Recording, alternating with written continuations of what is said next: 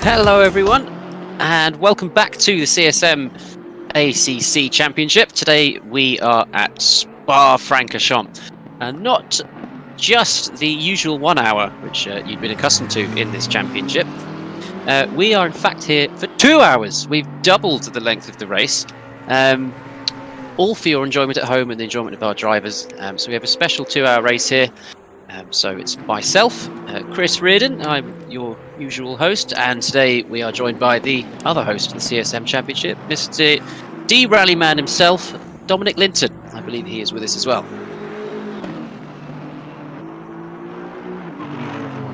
To be back in the country booth with you, Chris.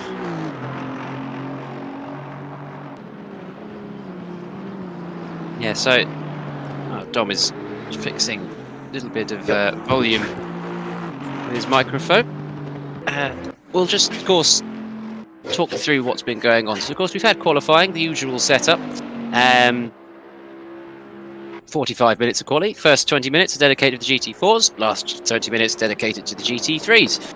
Got about just under 5 minutes left. So, with that in mind, we'll just run you through how the GT4s have got on. So, there's only the 4 GT4s this time round. Would have been 6, but the Turn 1 GT4 team of Stavros Konstantinidis and Kurt Keith have elected to jump into the GT3s, the big boy cars, for a change, and to see just how they get on, perhaps doing a bit of testing for next season.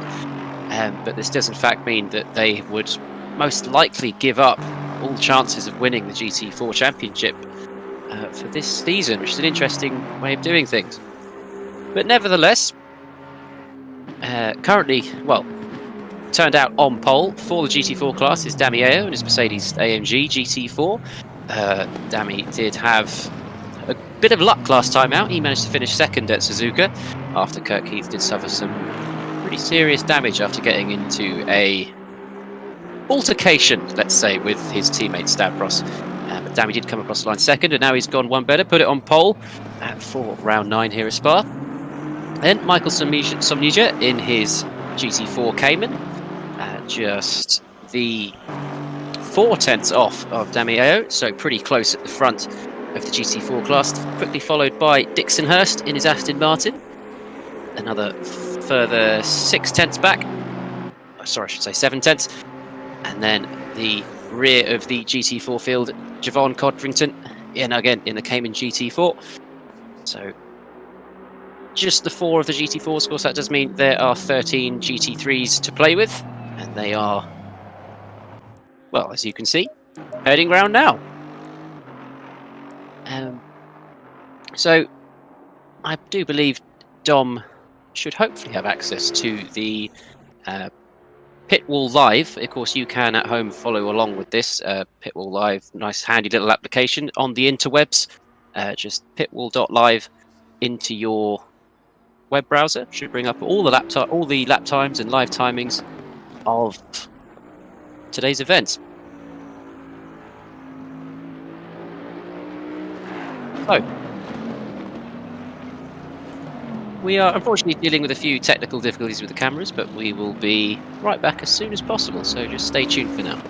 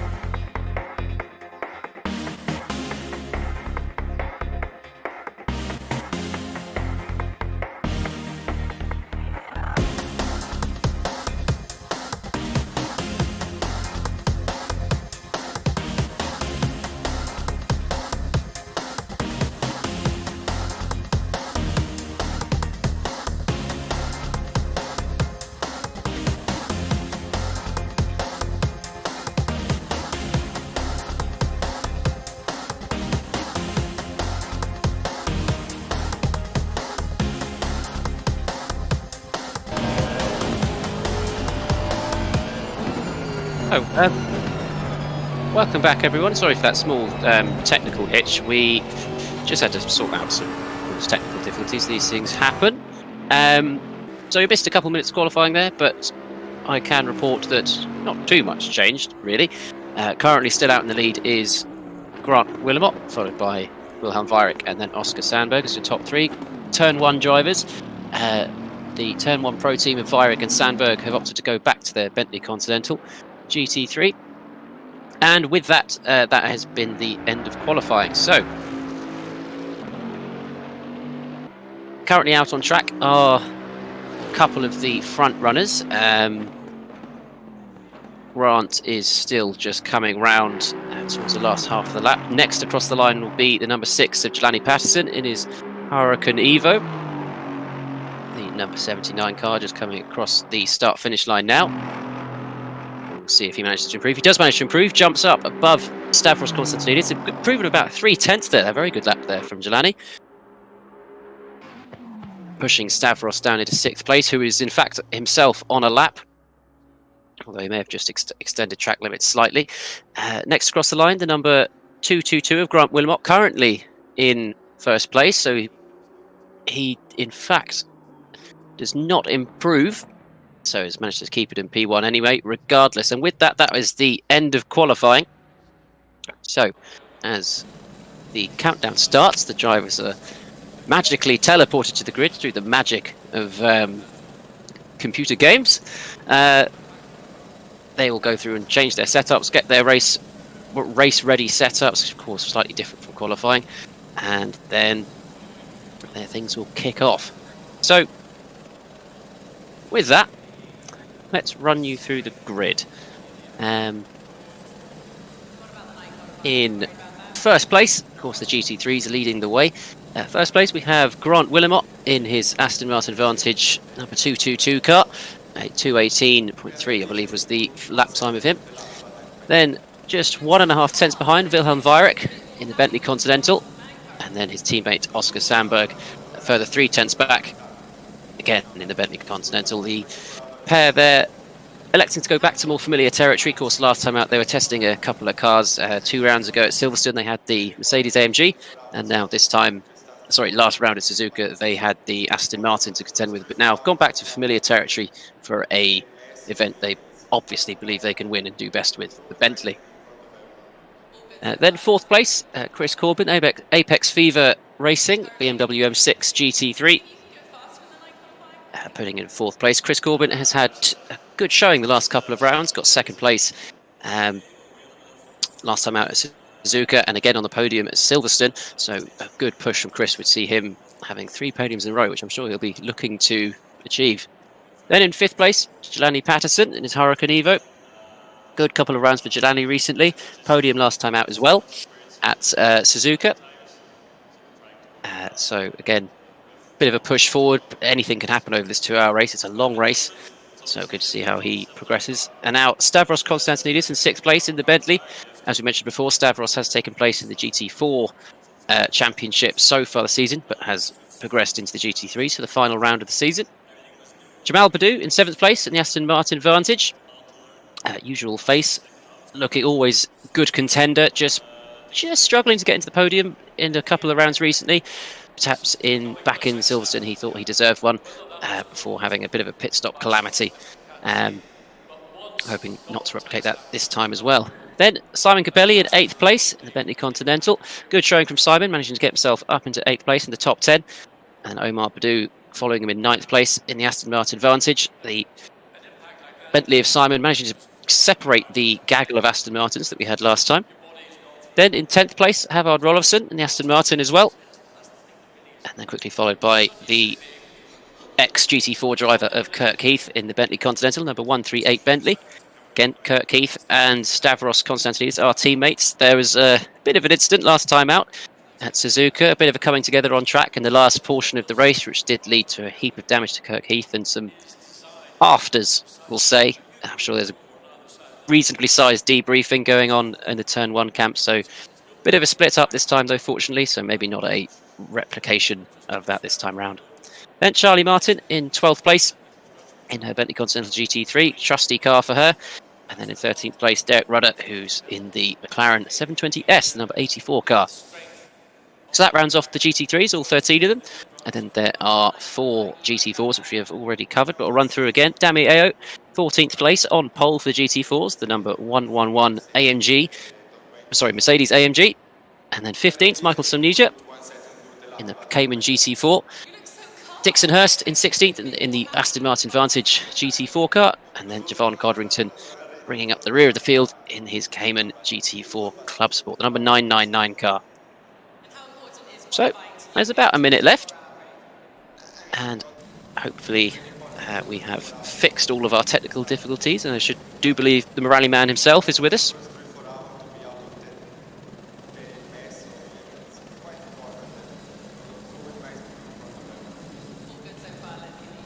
Not quite coming through yet. So with that, we'll just run you through what to expect from this race. As I said before, it's a 2-hour race.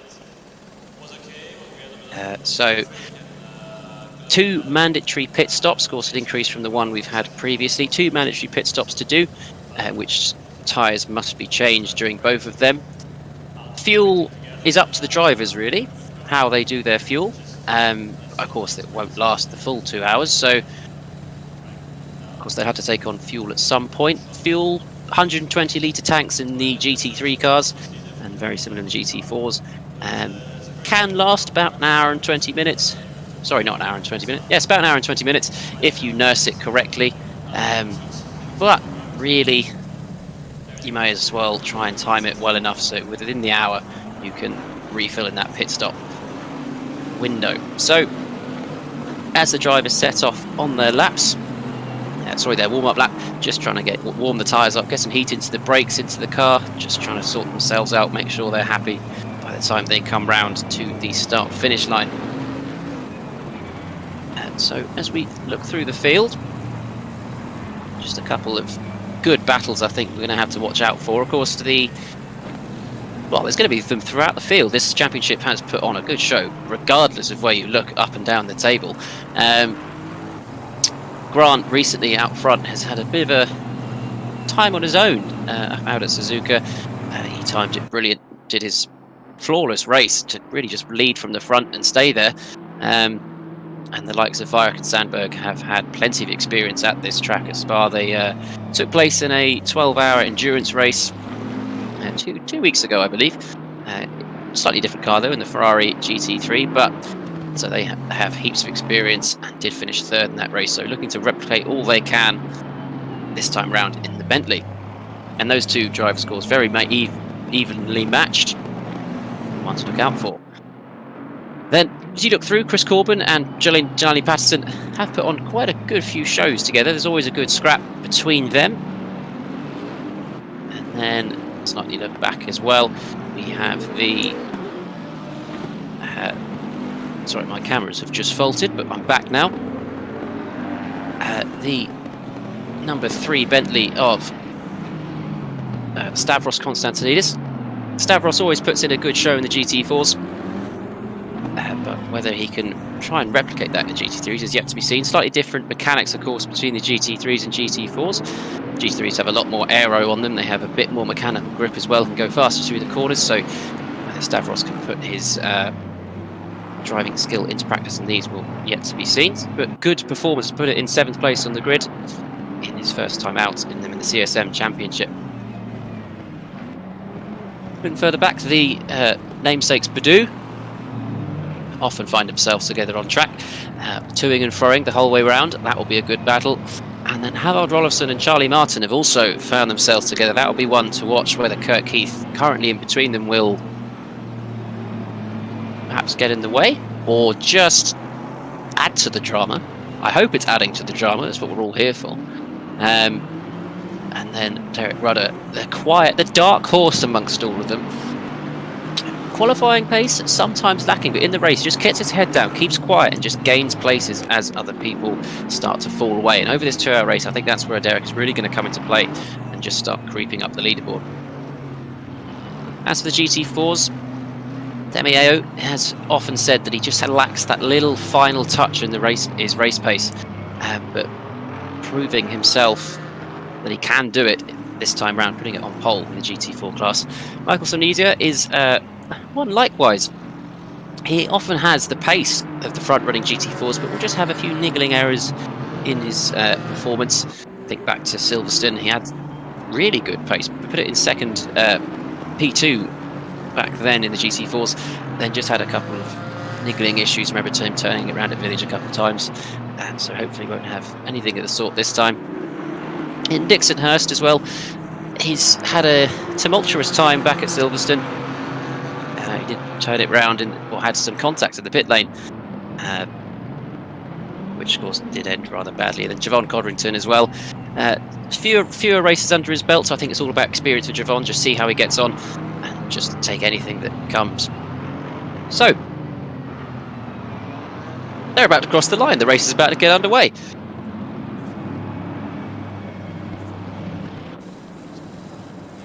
Grant leads them 2 by 2 to the start-finish line. Just holds his breath. Long way round. They do use the extended start line to start the race, so they'll go around what would be the first corner, but the final corner on the warm-up lap. Coming down towards Rouge and Reardon. Just get the final heat into the brakes, prep yourself, watch the countdown, watch the lights, and then they'll be underway.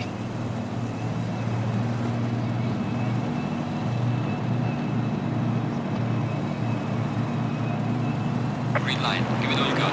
And away they go. The GT3s lead the field. Grant Wilmot just currently in P2. GT dropped down. I didn't believe I said it, but Wilhelm Weirich has managed to just jump and get himself up into first place. Oscar Sandberg bearing down on Grant Wilmot as well. In fact, Weirich looking up the inside of Grant Wilmot, coming down into the end of the Kemmel Straight. Weirich has managed to just pull away slightly. Sandberg thinks slightly better of it.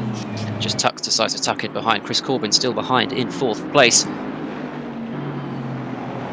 Looking further back, there seems to be a bit of contact there. Gianni Patterson has dropped down behind Konstantinidis and Simon Capelli. Simon Capelli had a great start, jumping from 8th to 6th place there, but just running a bit wide. Gianni Patterson just sneaking up the inside of the Bentley driver. In fact, not Konstantinidis.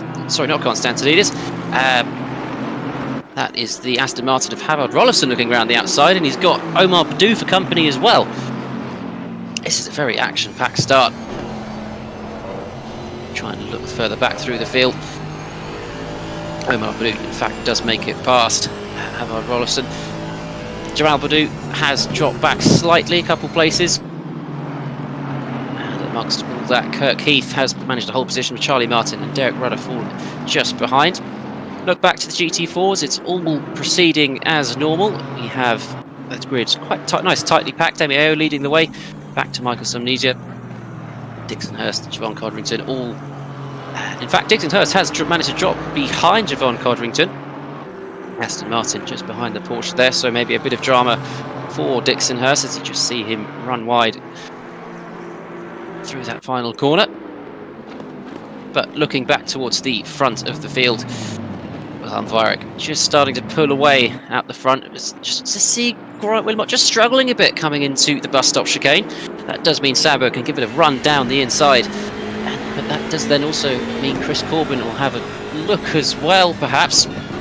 Ooh, Sandberg just coming back across, just cutting off Wilmot a little bit. To give Corbin a nose in, but a good move there from Oscar Sandberg. He'll be looking to close down his teammate Weirich as quickly as possible. This should be single file, hopefully, through Eau Rouge, but any amount of drama will be good. Stavros on the back of that chain as well. Just looking to get on in any sort of action. Ooh, very sideways from Chris Corbin there. He got the car very sideways going up Reardon. Konstantinidis had to escape to the left to try and avoid him. I'm sure we'll probably get a track limit warning for that. In fact, Stavros does elect to just back out and give Chris Corbin the place back, so maybe it wasn't avoiding action and just running a bit wide, but very fair there from Stavros to give him the place back. And Gianni Patterson has managed to slightly pull away from Simon Capelli. And Capelli does have Omar Badou for company. This is going to be an interesting chain now. They're all very tightly close. The Aston Martins, the 3 apiece. Just have Kirk Heath bearing down on them all. Omar Badu running a little bit wide. Perhaps just losing a slight tenth there to Capelli in front in the Bentley. Yes, the Martins make their way through, sandwiched by the Bentleys. Looking back to Charlie Martin. Just has a bit of breathing room. There's no Derek Rudder has fallen behind slightly, and Charlie herself has fallen slightly behind Kirk Heath. But a bit of breathing room. Just get your head down. Nothing to worry about. No one behind you, no one in front. And a slight change around for GT4s. There was at one point Michael Zanizia did manage to overtake Damiao, but Dami managed to get it back through the subsequent corners. In fact, Dami has managed to pull a small gap to Somnisia, but Somnisia has come under attack from Javon Codrington. Javon right under the rear wing of his fellow GT4 Cayman driver. Whether he can just put him off slightly, perhaps force a move coming into the bus stop chicane. It's all about momentum, Spa. It's all a very tricky circuit. And one corner can easily mess up a whole sector and just put you off your rhythm. It does seem to have calmed down a little bit. On that opening lap for the GT4s, Ayo and Somnisia are separated by mere hundredths of a second. 223.31 Ayo and 223.38 from Somnisia, and that's on the opening lap. Bear in mind, these guys are a fair 20 seconds off from the pace per lap from the front-running GTs. Sorry, about 10 seconds off the pace at the moment. We reckon that there will be some potential blue flags around about the 25-minute mark as they begin to catch the GT4s, but they're very, very tooth and nail up front between Ayo and Somnisia. That's going to be one to watch. If a bit of toing and froing all the way through, and there'll be a sort of get closer then drop back slightly as the race goes on. I mean, obviously if they're this close the whole way through the race, we're going to have an absolute whale of a time. I can say that. If put in lap times like that, the rest of the race, I think, will be happy. But looking back towards the GT3, it is really hotting up between the mid-pack battle. In fact, you just see Simon Capelli just trying to keep it round the outside of Omar Badu. Simon did run a bit wide coming through the end of the Kemmel Straight. And Omar Badu thought he could just stick his nose in, but then backed out. So Kirk Heath, with all this bunching up and action going on, this is allowing Kirk Heath to just get even closer to Jamal Badu. And in turn, that doesn't mean Charlie Martin can catch up as well. But this pack all still keeping single file. Obviously, they've probably got in their heads, rightly so, that it is a 2-hour race. And making moves on the first couple of laps is not really something you want to do, is it, Dom?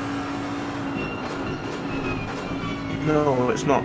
You need to have a level head. I mean, 2 hours is a long time for these guys. And you've seen how close they were last weekend at Silverstone.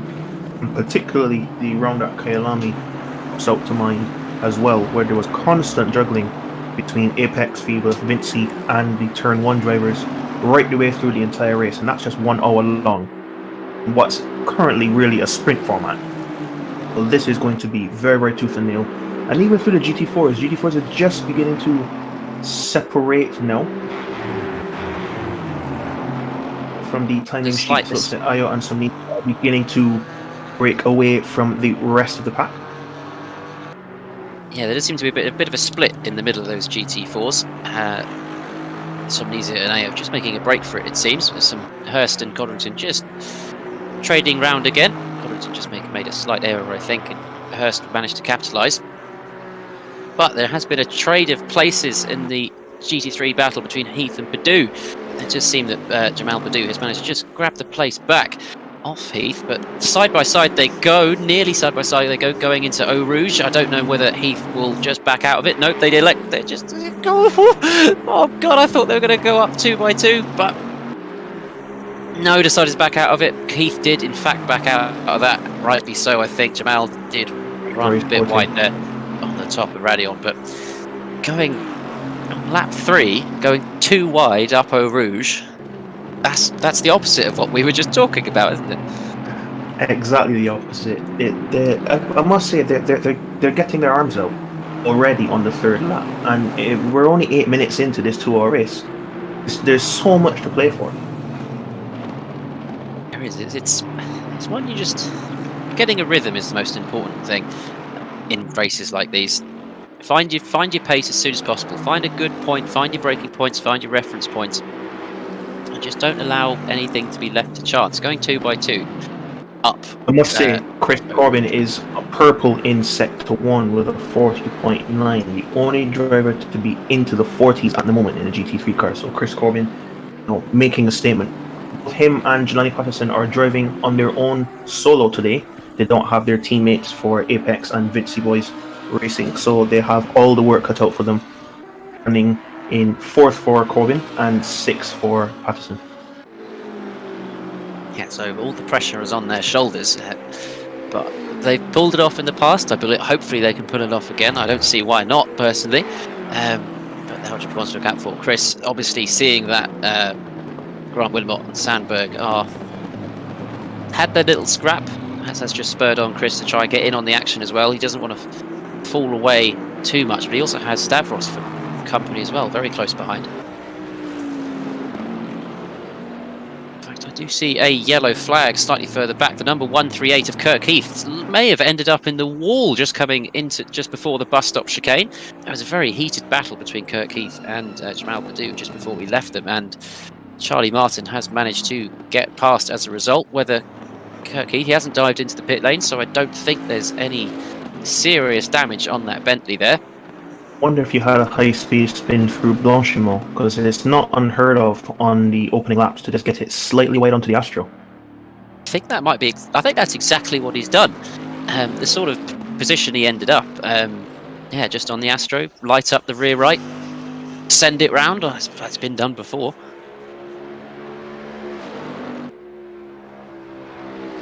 So looking further back towards the GT4 field.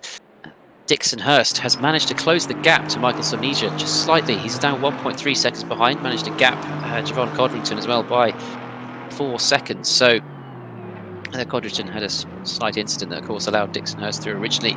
That's maybe just starting to drop away, struggling to find his rhythm in the early stages of this race.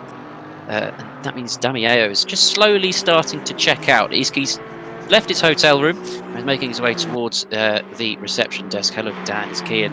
And will be away shortly. Just pulling away 1.8 seconds. Just about to tip over into the 1.9s, I think. So just little by little, Damieo just looking to pull away.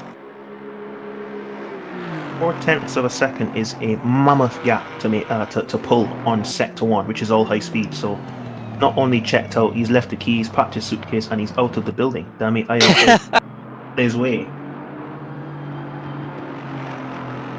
Just jumping ahead now to Simon Capelli. He has had a treacherous couple of corners. Has managed to allow Omar Badou and Havard Rolofsson through. So Simon was running really well, managing to go originally from 8th place to 6th, but has now dropped behind the Aston Martin of Havard Rolofsson. He ran a little bit wide, allowing Omar Badou through, and then ran wide on the further corners as well, just dipping some wheels onto the gravel.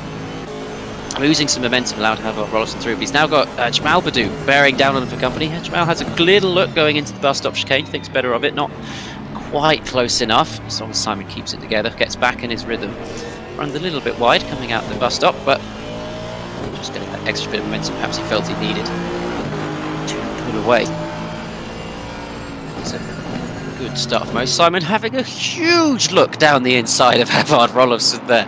That would have been one brave move, to say the least. Whether he just perhaps misjudged his braking zone and thought, I'll just chance it. But Havard does manage to keep in front of the salmon-coloured Bentley. Good to see the salmon back. I do like the salmon Capelli Bentley. What are the lap times looking like? Dom, have we got an obvious contender for fastest lap already? Well, Wilhelm Weyrich, no surprise there, is just dipped into the 218s. 218.7 on that last lap. He went purple in the middle sector, but still, no one has been able to match Chris Corbin in the Sector 1. So they're currently running low 41s at the moment. And the top two are running 1 minute 0.7, minute 0.8 for Sandberg. So, yes, the Turn 1 drivers are definitely locked in with their setup. Sandberg is 0.3 behind on that last lap, with Wilhelm Weyrich is currently the fastest man on track with a 218.7. Very early claim. I think Weyrich, of course, slowly pulling away further from Sandberg, about 3.9 seconds the gap. Just making his way through, really. Just trying to get as clean ahead as possible. Of course, very experienced driver. Of course, Turn 1 Pro Team. Sandberg as well. Again, very experienced. Real-life drivers, of course. Most of these drivers are, in fact, real-life drivers in some capacity. Some turn their hand to rallying. Some turn their hand to real-world GT racing. We are graced with a very talented group of individuals here. All in sim racing experience as well. So amongst that, I did notice that the number 78 Jamal Badou had a slight spin. He just saw a yellow flag pop up, and that has brought him into the clutches of Kurt Keith. That battle is going to resume now for that pair. As I see, the 88 of Simon Capelli has ended up in the wall as well. I think he has had a huge incident just before the bus stop chicane. It looks like there's some really rather large tyre marks just coming out of Blanchimont. I think Simon is really struggling to turn that car around. I think he has some serious damage from ending up in the wall. Yeah, I can see the hood up on the Bentley's not turning correctly, so Simon Capelli is going to be the first of the drivers to pit. Obviously, I'm wondering if this is going to be a DNF. Hopefully not. Hopefully not. He's managed to get the car into the pit lane. It's a good place to crash, really, just right before the entrance to the pit lane, if there ever was such a thing. A good place to crash, I'm not really sure. But does, of course, mean that he hasn't got too far to go. He has to keep the time loss to a minimum.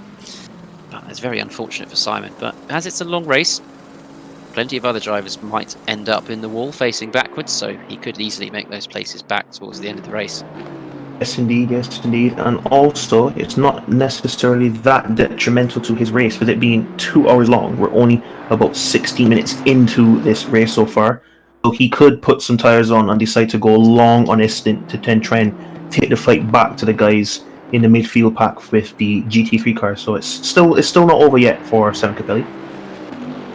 No, absolutely not. Long race, you're right. There is a long way to go. We're 16 minutes in. I'm already losing my voice, it feels like. I've just had so much action to talk about. Things happening up and down the field, but things are starting to spread out a little bit.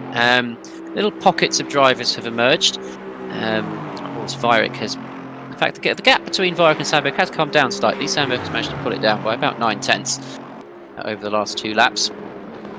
So, Sandberg, Willimot and Corbin separated by about 4 seconds. So, that's a neat little pocket developing. Slightly further back, of course, there's Konstantinos and Patterson, not too far behind. And then even further, of course, there's Havard Rolfsson and Omar Badou. These two, very close pair on track. Charlie Martin, all by herself still, currently sitting in 9th place, still getting her head down, plugging away. Then the pairing of Jamal Badou and Kurt Keith just maintaining the gap at 1.3 seconds, the pair going round together. Derek Rudder just currently towards the rear, at the back of the GT3 field, barring Simon Capelli. That's the thing, as I said, all Derek does, very consistent, very reliable driver, just put the laps in and will find himself crawling up the order lap by lap. And then the GT4s, the gap has closed quite considerably between Somnisi and AO. Now, what looks about 8/10, even if that. Dixon Hurst just dropped back ever so slightly. It was 1.2 across the start-finish line of this lap, so he's somehow managed to pull 4/10 across the opening 2 sectors, is Somnisia. So he is on a charge, and Dixon Hurst is, as you said, has been closing in. In that last lap, he was 3/10 quicker than the 2 in front of him. So that battle is still going on. Dixon, just one to keep your eye on, because if these two do start battling, of course, Somnisia and AO do think just to get stuck in. Of course, we'll start to bring Dixon and Javon ever so closer. You see, I think Dixon Hurst is playing the perfect game here. And, we all know that there's not as much aero wash across the front of GT4 cars. Just staying just behind that gap between the 2 of them, it might be just enough for him to gauge his pace, and then he can then decide to do an undercut or an overcut after the first round of pit stops. So I think it's a bit early to call, Chris, but I believe that this could be going in the favour of Dixon Hurst at the moment. Very good point, actually. Yeah, because if you just hang back ever so slightly, of course, then the battles will develop as well, and then they ruin their tyres. You keep hold of yours. All plays out towards the later stage of the races. And with later stages of the race in mind, of course, should talk just slightly about the pit stops. As I mentioned before, there are 2 mandatory pit stops to do. Simon Capelli has, of course, already done one of his to repair his damage. I can confirm that he is now on his way again. He has come out a lap down behind number 138, Kurt Keith. So he's plugging away. Of course, that might work out quite well for him in the end of the race, getting an early pit stop done. Of course, his tyres might suffer towards the end, but if he can gain positions once the other drivers go into the pits, he might look rather fortuitously on his incident. And the GT3 is just coming up now to the back of the GT4 pack, so as it is a multi-class racing, GT4s, they don't have to move out the way. Blue flags will be waved, but they're just sort of an advisory. There are faster cars coming through. You don't need to radically pull over, reduce speed. Just perhaps going into one of the corners, just back out the throttle, perhaps 10, 20 metres earlier. Just make it a little bit easier for the GT3s. There's no point trying to race them, because of course they are much faster cars. But even so, if there's an on-track battle between the GT4s, it's going to slow the pack down, might make it harder for the GT3s to pass, brings the whole pack closer together, makes life a lot more interesting. Speaking of bringing the pack closer together, I just want to point out the BMW of Chris Corbin has always been the fastest in Sector 1. It seems to be the slowest of the top 6 in Sector 2. He's a second behind the leader of Wilhelm Weyrich in Sector 2 alone, but the fastest by a long shot in Sector 1. So do you think that that's a bit of setup coming in? Maybe the Bentleys are running a little bit more wing to get the downforce on the rear end through Sector 2? I was thinking the exact same, funnily enough. That BMW is clearly meant for straight line speed. Perhaps a bit more wing, perhaps some geometry setups as well in the toe and camber, just perhaps a bit more resistance for the Bentleys going a straight line there as well. Unless fuel might be a consideration as well. Perhaps the BMW perhaps carrying less fuel than the Bentleys, perhaps a bit quicker in a straight line as a result. We're seeing some very, very interesting things play out. I do know that Jeremy Gonzalez, who isn't here today, and Chris Corbin like to have a car that rotates a bit underneath them. It's not quite as pointy as people would say in the F1 and an open cockpit world, but maybe that is the reason for their lack of pace in Sector 2. He's just picked it back up again into the 101.5s, which is thereabouts where he should be, but he's still about 3 or 4 tenths off of the front runners from Turn 1 in the Bentley. So, but also again, consistently doing 40.9s in Sector 1. He's able to bang out those quick sector times in Sector 1 and just able to hang on in Sector 3. So yes, that's probably some setup differences between the cars coming through. Yeah, it's always very interesting to see how different drivers like different cars. So, as you said, the Bentley's quite pointy, and I know Weyrich and Sandberg are quite good at setting up a car. They know what they're doing, and know how to achieve what they want. But I always like to look at the differences between drivers. Some drivers like an understeery car that they can just compensate through a corner. Some drivers like an oversteery car. Rather famously, Michael Schumacher was one of those drivers who was the buck of the trend and would just like the car to try and step out on him, and he could try and tame it. So is that a factor as well then? As you said, Chris Corbin, they do like a car that rotates underneath them. So do they like the oversteery concept then, do you think? I suspect so. Chris Corbin and Jeremy Gonzalez have a very good partnership in real life with their rallying in the Opel Corsa back in Marbella, so they're no stranger to having the back end step out. So maybe that kind of style is coming in. Watching drivers like Wilhelm and Sandberg, they're very, very glued and on top of the car all the time, even particularly at Kyalami on the second round of the championship this year. Those Turn 1 drivers were really on it, and it took a mammoth effort from Dominic Oliveira, who's not here today from Vinci team, to close in on the Turn 1 drivers in the mid-engined Lamborghini. So yeah, these drivers have their own styles, and their own styles like to come into play with the setup. just look to the front of the grid. And of course, Vyrick has managed to just clear the GT4s. But Sandberg still has a couple to go. But this has managed to spread out the GT4 field. The GT3s have played a part in the battle amongst Damieo and Michael Somnesi. It has spread them out by a good 2.5 seconds, it seems. So Damieo just fortunately lucking out there, getting a slight breather from Michael Somnesi. And the gap between Vyrick and Sandberg has managed to increase by about a second. So Sandberg losing out, it seems, to Vyrick amongst all this traffic, just catching people in the wrong places. Grant Wilmot, in fact, manages to close the gap slightly by about 0.3 to Sandberg. So, as what we were saying earlier, traffic does play quite a huge part in these multi-class races. And Chris Corbin also perhaps losing out slightly. Stavros managing to close the gap by about 0.4 now within a second. So within rough slipstream pace. Of course, slipstream in GT3 cars, not a huge factor, but every little helps around here. So Stavros perhaps hoping that Chris can be held up even more, close the gap just that little bit.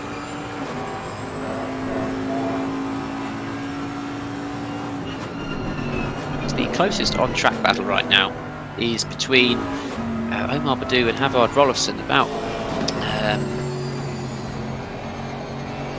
less than a second between them. Let's just wait for the timing screens to update. Very close on track. Havard Rolfsson had a reasonably tumultuous time, if I remember back to Suzuka. Sorry, not Suzuka, Silverstone.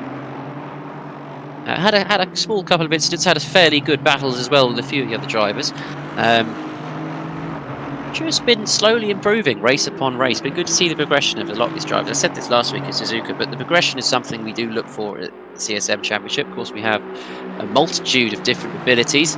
And just good to see drivers progressing nicely. Havard Rolfsson moving up the order round upon round. And I'm sure today he'll be looking to try and keep with Omar Badu, who's been slightly further up the field from Rolfsson the past couple of races, but being next to each other on track, Havard will be looking to learn a few things and be a good boost of confidence for him as well.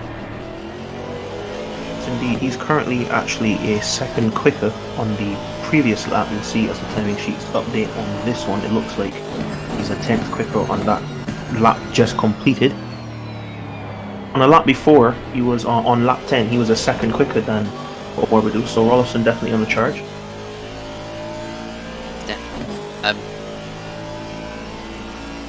I'm wondering when drivers will start to think about pit stops. Of course, in a 2-hour race, two mandatory pit stops to fulfill. It's not obvious as to when you think the best time would be. Of course, 2 divided by 3 doesn't really go that well. So this is round about the time when they would be doing, well, when the pit stop window would open in the normal sprint race format, and we can see that the times have already begun to drop off. The fastest time at the moment on the last lap is 2:19.9 from Vyrick, and everyone else is in the mid. Actually, only Sandberg is in the mid-20s. Everyone else is in the 21s and 22s, so the times are beginning to drop off.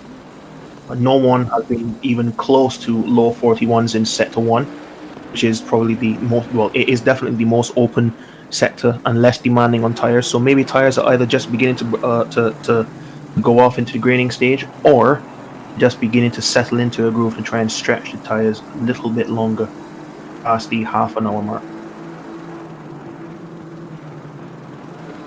Yeah, so of course, one thing I've not mentioned, of course, in this race so far is that the time multiplier of the in-game time is set that within this 2-hour period we'll go through a full 24-hour cycle in-game. So the temperature and weather is going to fluctuate rather rapidly. Of course, as the night comes into play, it's going to cool down, which means that their temperatures, or the temperatures of the tyres and pressures, will just start to drop, and then they'll lose grip as well. That's a good point. That way through. The air temperature is currently at 13 degrees. On about lap 8 or 7, it was about 18 degrees Celsius. So Yes, Brian Mandeville has just been updating us on the dynamic of the race today, going through a full 24-hour cycle.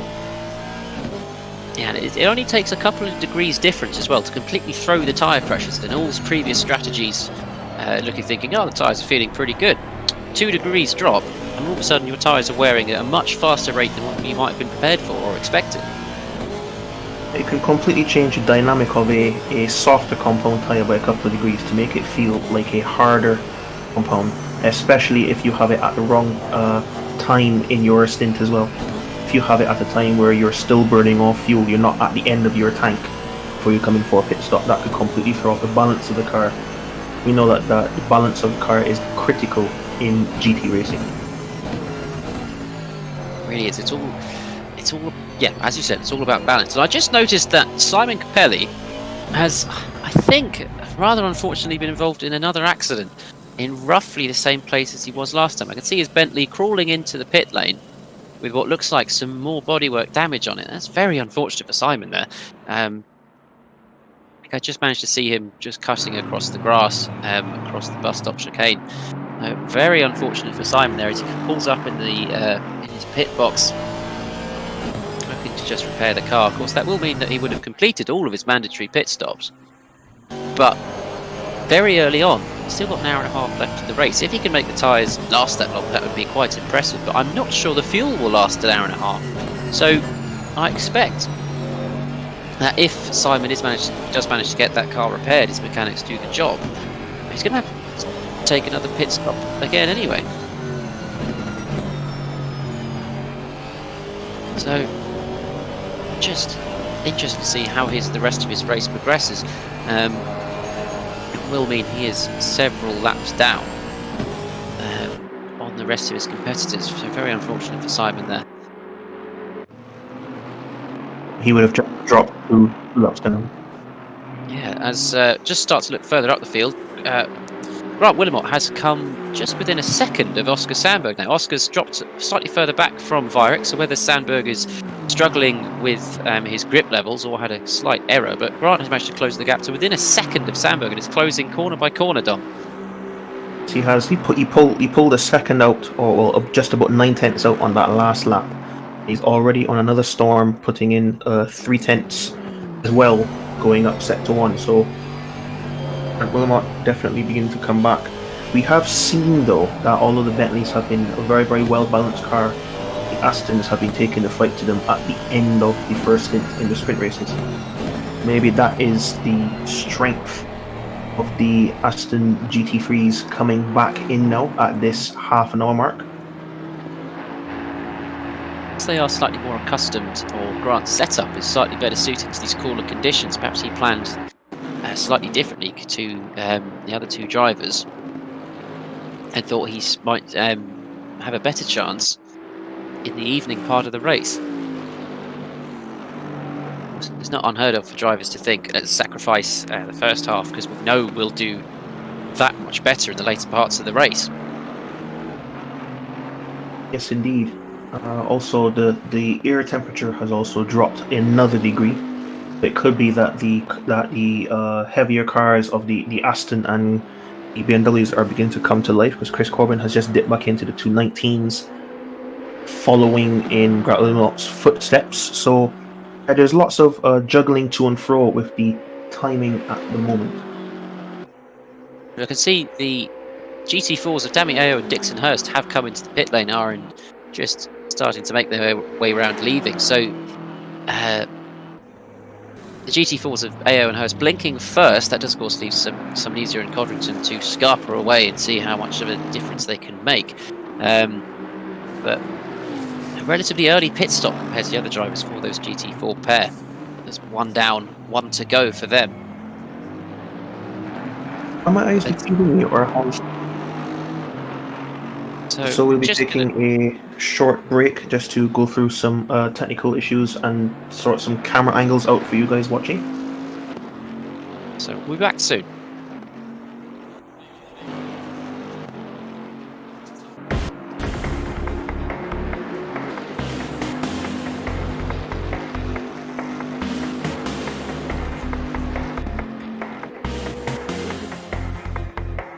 Dom.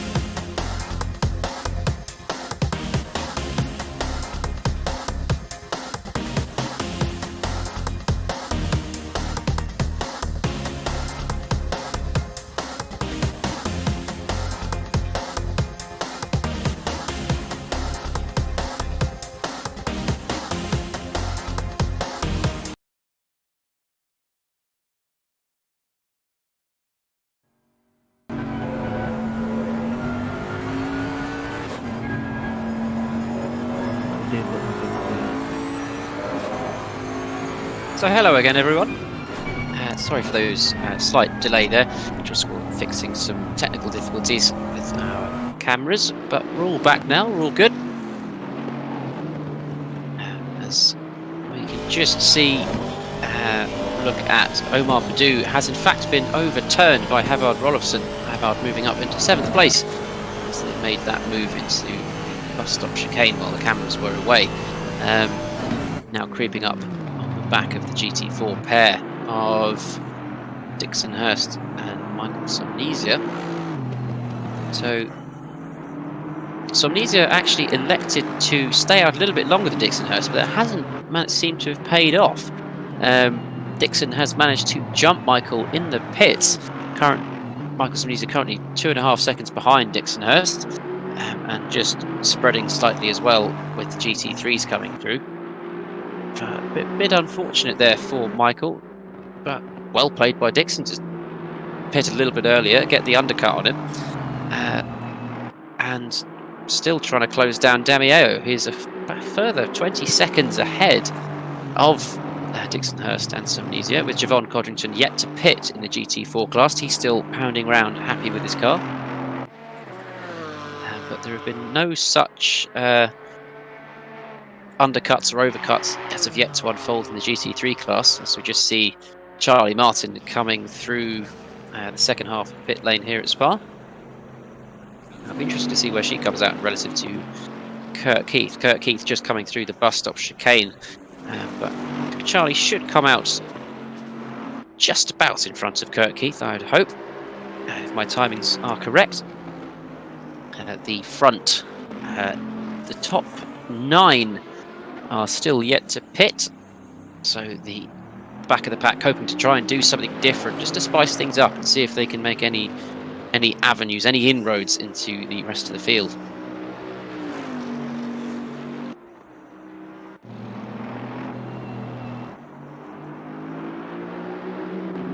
So Grant Willimot has managed to overturn Oscar Sandberg. Grant has managed to make a move back just coming to the end of the Kemmel Straight, managed to overtake Oscar Sandberg. What would have been a good move. Willemot has been slowly just grinding away at Oscar, just lap by lap, just 10th by 10th, and has finally managed to make that move done. The Aston Martin really coming into its own, actually, it seems, in these mid sort of nighttime stints with the colder temperatures. Whether that means that Sandberg will try and come back to when it starts to get a bit warmer again, not too sure, but it'll be very interesting to see how that unfolds. Meanwhile, Weyrich, the gap to Willemot is currently at 6 seconds, so whether Sandberg did hold Willemot up and Willemot can now start to bring that gap down to Weyrich, we'll wait and see. But I'm very interested to see whether the pace of Weyrich is also affected by this nighttime stint. Doesn't seem to be. In fact, Willemot already gapped Sandberg by nearly a second. So Willemot is really on one. He's just determined to get past and try and close down Weyrich as fast as possible.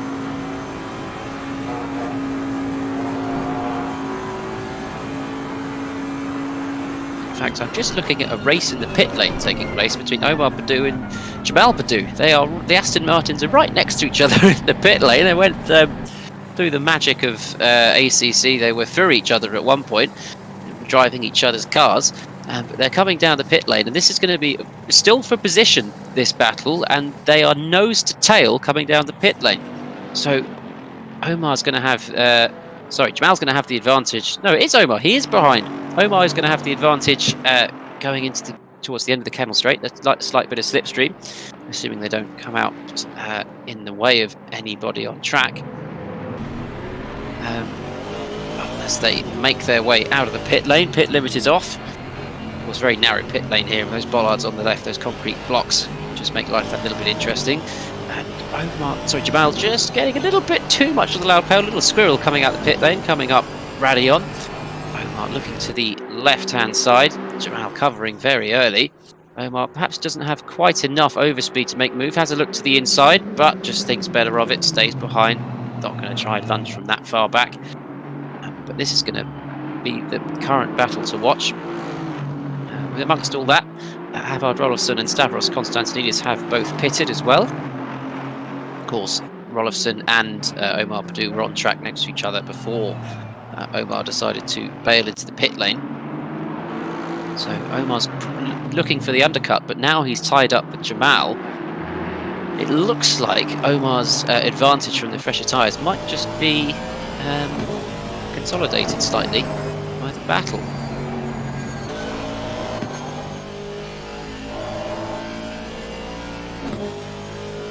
Of course, as a racing driver, you do have to sometimes pick your own battles and just think better of it sometimes. Whether it's braver for Omar just to think, well, I might be quicker than Jamal, but we're going to lose more time, or I'm going to lose more time rather, battling than just sticking behind them and both going that little bit quicker on average.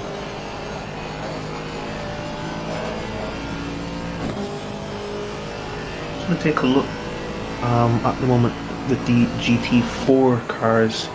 The timing sheets are showing Javon Codrington in 13th in the 999 Porsche Cayman. I suspect that's probably because he has not pitted yet, so he's currently leading the GT4s. But the pace from Dami Ayo, Dixon Hurst, and Ayo and Hurst are currently in the 236s, with the track currently at 11 degrees. Somnesia is the fastest of the GT4s at the moment in the 34.7s. So he is on a charge, and he is only, by my calculations, about 1.6 behind Dixon Hurst. So again, remember what we said earlier about Dixon Hurst potentially being a dark horse. He is now in the middle of that sandwich. Yes, I can confirm that Somnesia is right up the chuff of Dixon Hurst, giving him no room to breathe. Somnesia, of course, was a good chunk of time behind Hurst when he came out the pits, but has managed to close it quite considerably and is now battling for position as they're just coming into the bus stop chicane. The Aston Martin does seem to favour the faster sections of the track, sectors 1 and 3. Somnisia did manage to close to 3/10 through sector 2, but on the many straights that Spa has to offer, the Aston just seemed to overhaul it quite considerably. Somnisia managed to close up on the brakes just savagely coming up to the back of that Aston Martin. Just Somnisia running a little bit wide over the sausage curb. You don't want to ride a sausage at this time of night. But now going to come slightly back towards the favour of the Cayman as we go up Reardon. If he can just keep in the toe of the Aston Martin, that'll be a good job done. So by the time he comes into sector 2, is he going to have a look? In fact, he is having a look. He's closing up massively. He manages to pull to the inside of the Aston Martin, going into the end of the Kemmel Straight, much later on the brakes than Dixonhurst. In fact, I believe Dixonhurst perhaps just conceded the position there slightly, braked that smidge earlier. That late braking has compromised Somnisia slightly. He's still defending from Dixonhurst, but Dixon doesn't quite have the cornering ability that Cayman does through this twisty section. Somnisia just able to just point that Cayman where he wants it and it will go. The Aston slightly heavier front end, just struggling slightly to get that car rotated and going where he wants it to. That was a good move there from Michael Somnisia. Very good move. Very, very good move. But in the meantime, as that has been going on, Io has just turned in a 2:33.9. I think that is the fastest time seen so far from the GT4s. So Io is definitely rising to the occasion at the moment. He's got a very sizable gap ahead of this pair. Yeah, it's definitely on a charge. Currently standing at a good 24 seconds. So, of course, with that pair battling, the gap is only ever going to increase. But Somnisia, if he carries on at this rate, towards the end of the race, will be looking to bear down a Damio at some rate. And while that happened, our leader, Wilhelm Weirich, did bail into the pit lane, as has Grant Willemot, Chris Corbin, and the rest of the field. So those yet to currently pit are Oscar Sandberg, Javon Codrington, and Charlie Martin.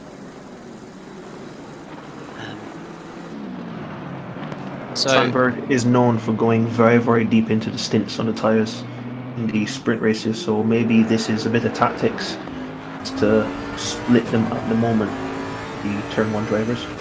Maybe it could be to just cover off that charge from Grant Willemot, as he will have been using those fresh tyres straight off the bat. So Sandberg's got some open air, he'll be looking to get some lap times in. He's currently doing 2:21.0s at the moment, which is a good comfortable pace for this nighttime 11-degree air temp at the moment.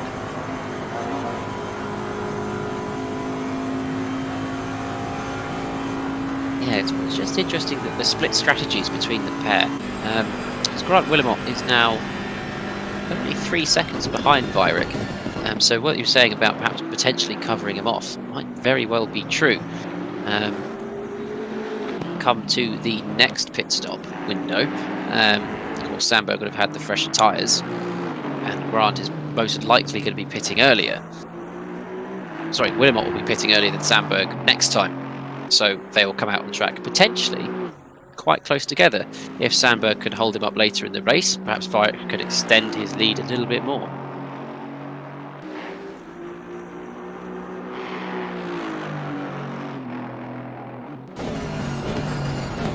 I must say, a 2-minute 19.1 from Magic Stavros, currently in 5th, is a heck of an effort in this time of the race and track temperature. 19.1 has to be easily the second or the third fastest time of the day so far. It's a tremendous effort. That's only 2/10 off of his qualifying time, and that's with a lot of fuel in the car as well, and at night. So that is a gargantuan effort there from Stavros, really getting into the groove in his Bentley as he just makes his way through some GT4 traffic. Of course, he's only 1.2 seconds off of Chris Corbin, so yeah, just closing that little bit as well. So he's obviously got a target to aim for in Chris, and is looking to just make himself known as quickly as possible.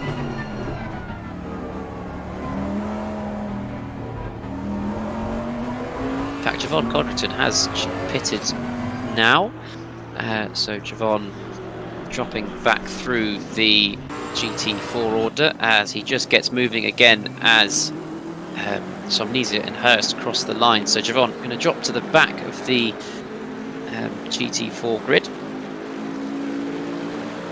You just see just how far behind he is, elected to stay out that much longer, whether he felt comfortable or just felt he had to extend it that far to try and get himself back into any sort of contention.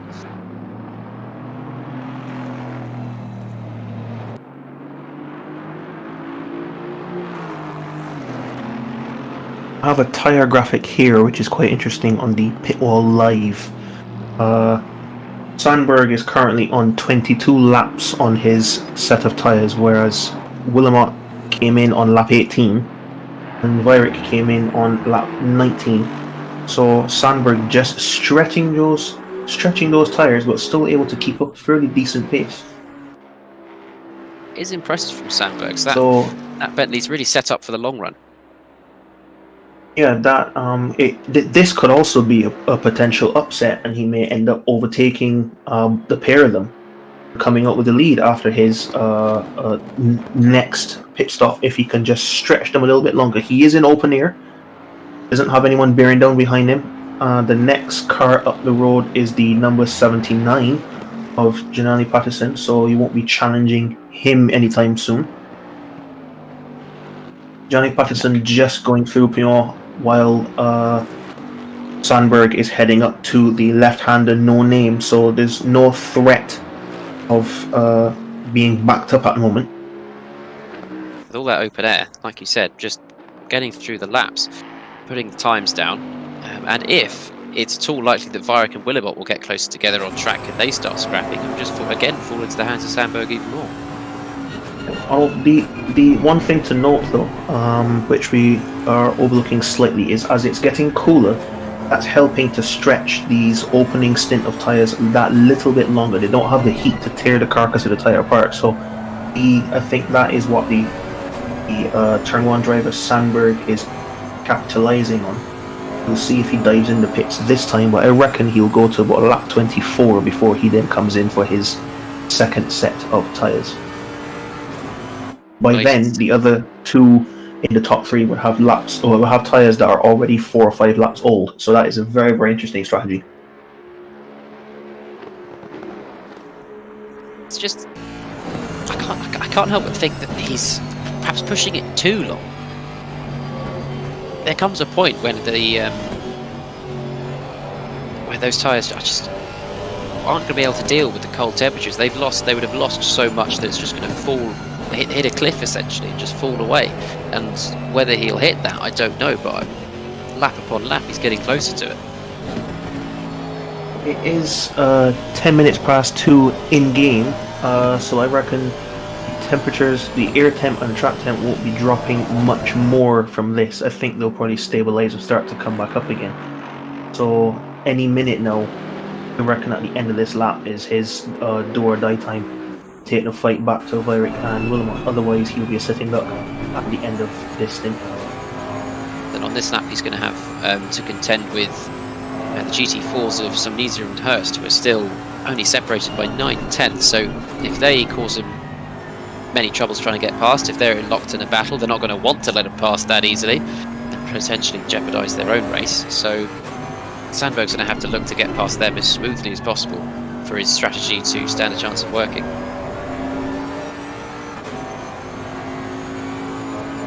Of course, as the longer he goes out, the car becomes lighter because, of course, he's using fuel, so which would diminish the tyre wear even further.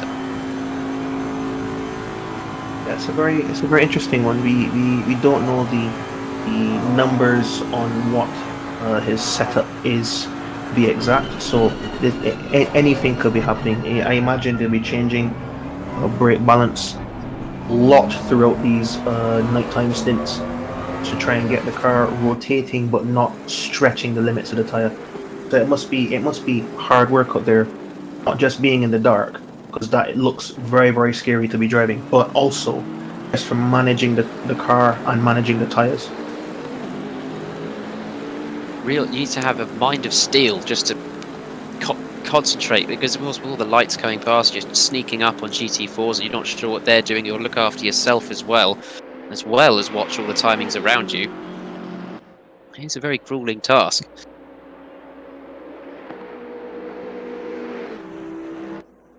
So as we look slightly further up the field, the gap between Constantinidis and Corbin has been coming slowly further and further down. Just before the pair went down Eau Rouge and up Reardon, there were 5 tenths between them, but I think Stavros had a bit of a hiccup going through Reardon and has dropped back to 1.7 seconds. But Stavros, the quicker of the two, it seems, and before long, it's going to be right under the rear wing of that BMW.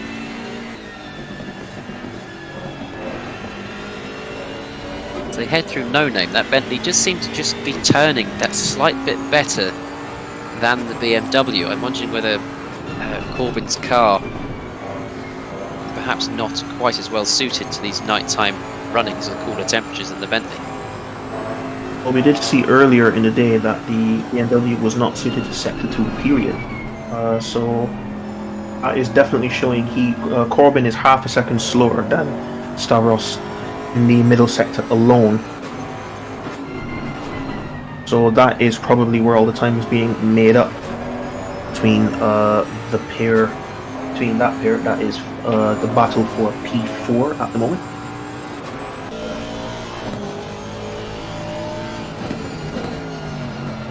There's also the battle between Rolfsson and Jamal Padu, currently 8 tenths separating them.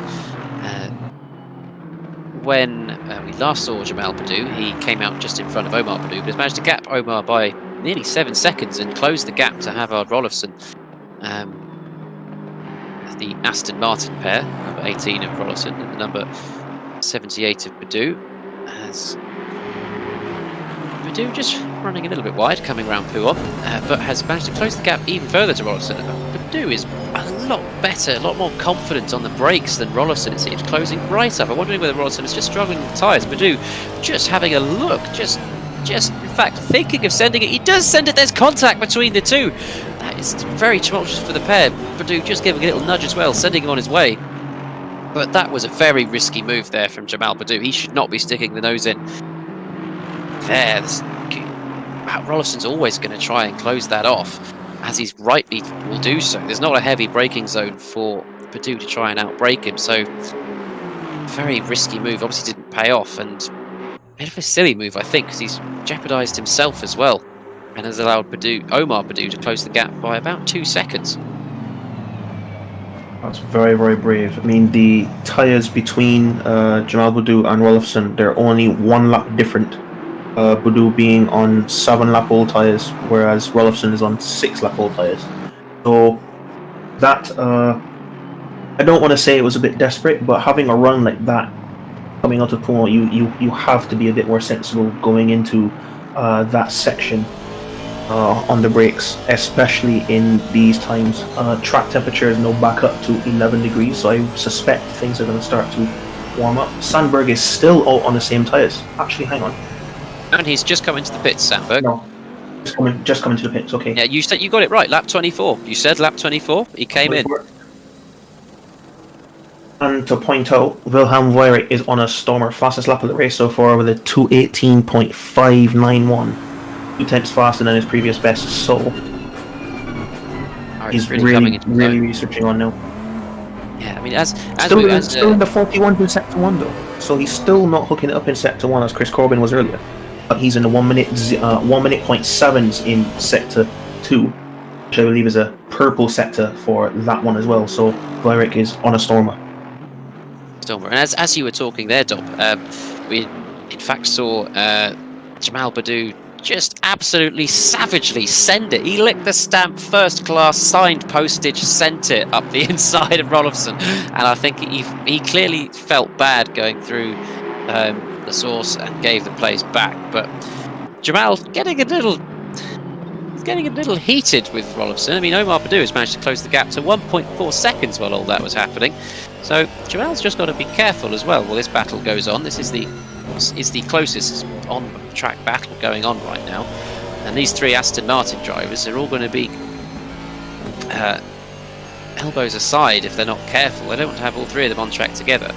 But Jamal is clearly quicker than Rolfson, and Badu, with all this going on, is quicker than both of them. He definitely is. I mean, Badu was in the 22s on that previous lap, and both Rolfson and Jamal we're doing 26s, so 4 seconds difference on one lap. You know, Spa-Francorchamps is a long. Rolfson just completely took out Michael Somdizia going into the bus stop chicane. Rolfson did the standard thing of a GT3. He went to take the corner, hoping the GT4 would move, and just completely took out Somdizia. That was a bit of a poor move there from Rolfson. Somdizia's obviously going to be questioning what happened there. Perhaps Rolfson just clearly misjudged it. And then Jamal Badu again tried the exact same move that he did last time. Whether he's just lost his sight of his braking zone, I'm not sure. But sent it down the inside of the source. Rolfson had to back out the corner. Jamal then runs wide on the exit, and this has allowed Omar Badu through. So it's currently Rolfson, Omar Badu, then Jamal Badu. This has not gone well for Jamal, and then this also means that Omar has a very high chance of overtaking Rolfson as well. I hope the drivers aren't forgetting the fact that this is a 2-hour race, not 1 hour, because if it was a typical sprint race, it's 30 seconds left. So I hope they've not forgotten what day it is. Yeah, I hope not. And also, just looking back, Sandberg has come out in 3rd place, and he's 4 tenths ahead of Chris Corbin, who is 4 tenths ahead of Konstantinidis. This is a very close on-track battle for the last spot on the podium as we are an hour into the race.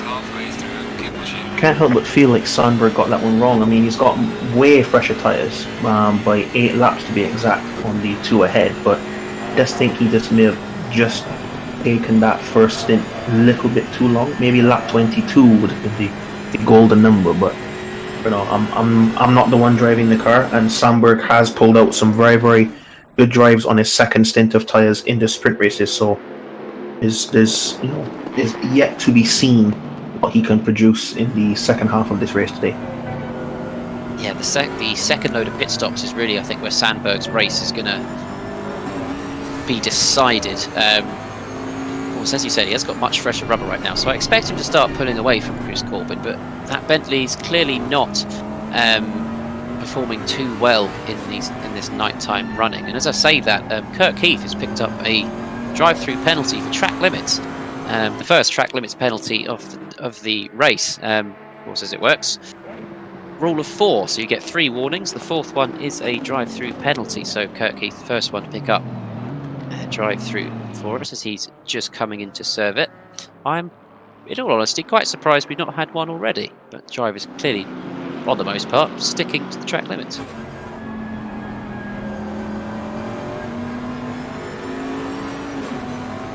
So we jump back to Chris Corbin and Konstantinidis, the 999 car of Javon Codrington, just playing a part there, has allowed Stavros to close right up behind that BMW. Sandberg has managed to pull away by about 2 seconds. Those fresh tyres helping him there, but coming into the bus stop chicane, Stavros is going to be definitely trying to line up a move as they come through Blanchemont. Just the Bentley just dropping back ever so slightly, just outside of the range of the BMW. Of course, that, as we know, that BMW has some ridiculous straight line speed. It's the quickest thing in a straight line around this track, as you saw earlier from his very, very quick Sector 1 times. So that Bentley's going to really struggle to try and overturn Corbin as we go through the source and then through the Kemmel Straight as well. So if Stavros is going to try and line up a move, Sector 2 is going to be the place to do it, and then just hold on for dear life as that try and defend from that BMW down the straights.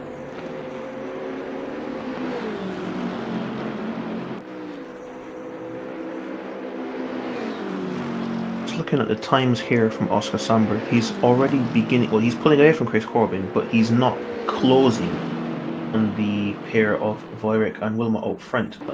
Fastest in sector 3 on that last lap with a 36.5, but still 2/10 off of Wilmot and 6/10 off of Voyrich on that last journey around the circuit. So he's not able to switch those tyres on yet. I mean, the tyres are only 3 laps old at the moment. They don't come to life quite as quickly as they would do in a Formula car, but he still has a lot of work cut out for him. He's 17.2 behind the leader. Quite a long way to go. The gap, incidentally, between Voyrich and Wilmot currently sitting at about 4 seconds, so it's nice and steady out the front between those two. Not too much to report between them. Voyrich just is on lap. Sorry, not doesn't start. He's on lap 26.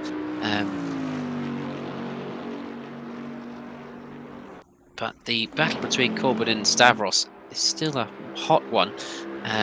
Just try and keep an eye on it. Stavros not seeming to make any inroads as they come towards the end of sector 2. Again, just coming onto the Rogemont section, right under the wing, right under the wing, that's a tongue twister, of the BMW, much closer than he was last time. But I get the feeling that BMW, as he goes through Rogemont, is just going to start pulling away. In fact, he does. It's just that top speed.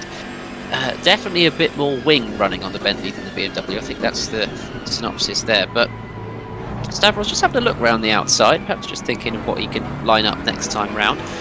Just a bit closer for Stavros, but still not enough to really challenge the BMW.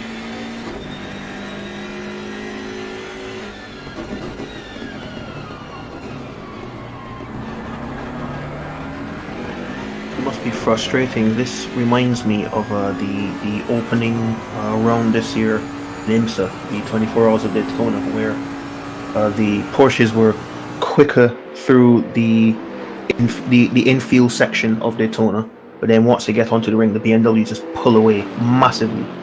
Must be frustrating for Stavros. Oh, and to add to that frustration, Dom, he's just picked up a drive-through penalty as he makes the move on Chris Corbin.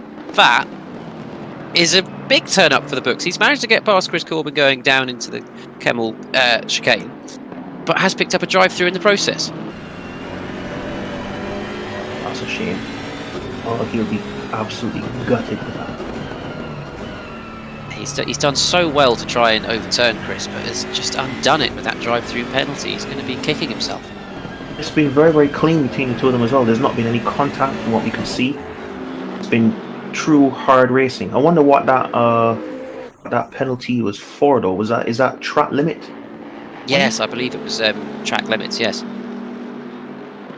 The only thing I suspect is it could be track limits on the exit of Blanchimont or going over Eau Rouge. So very, very fine limits here today. Some real fine margins with these track limits. So that's very unfortunate for Stavros. Of course, that does mean that this battle will subside. It'll be interesting to see where Stavros comes out. Jelani Patterson is currently 25 seconds behind Chris Corbin. And then Rolfsson is a further about 40 seconds behind Patterson. So while Patterson runs on his own, he's currently in 6th place, had very little airtime, but then was running on his own, not being in too many battles. But if Stavros now serves his drive-through, it does mean Jelani will make a place and perhaps be involved in some more battles. The closest on-track battle still going on is the one between Rolfsson and Badu, Omar Badu. Jamal has dropped back ever so slightly, jumped 2.5 seconds behind Omar, but Badu still piling on the pressure for Rolfsson. They come through Pouon. Just that pace, that surge of pace we saw from Omar to bring him closer together to this pack just subsided slightly, so just can't quite seem to find the edge over Rolfsson.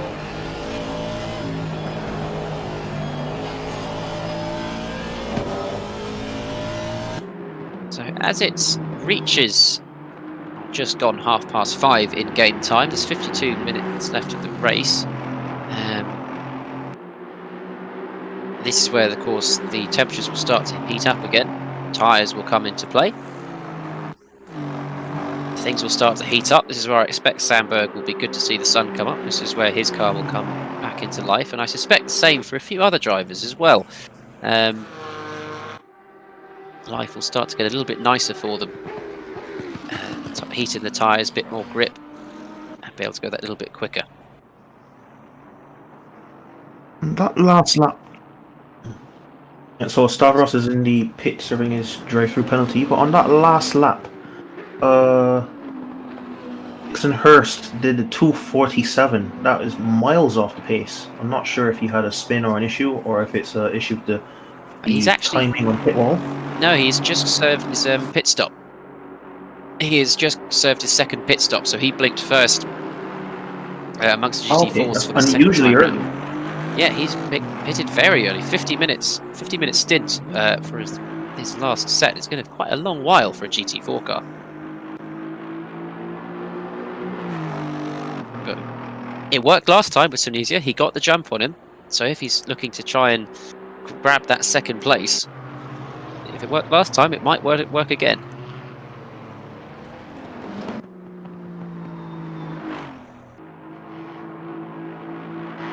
So as Stavros has served his drive-through penalty, he has come out behind Patterson by, I believe, about 30 seconds, and is about 13 seconds in front of Havard Rollerson. So Constantinidis has a bit of space to try and get his head down again, get back into the rhythm, see what he can do, try and close the gap as much as possible. Of course, with these other round of pit stops, anything could happen, and there's still 50 minutes left of the race for drivers to make any errors, perhaps get involved in a few battles.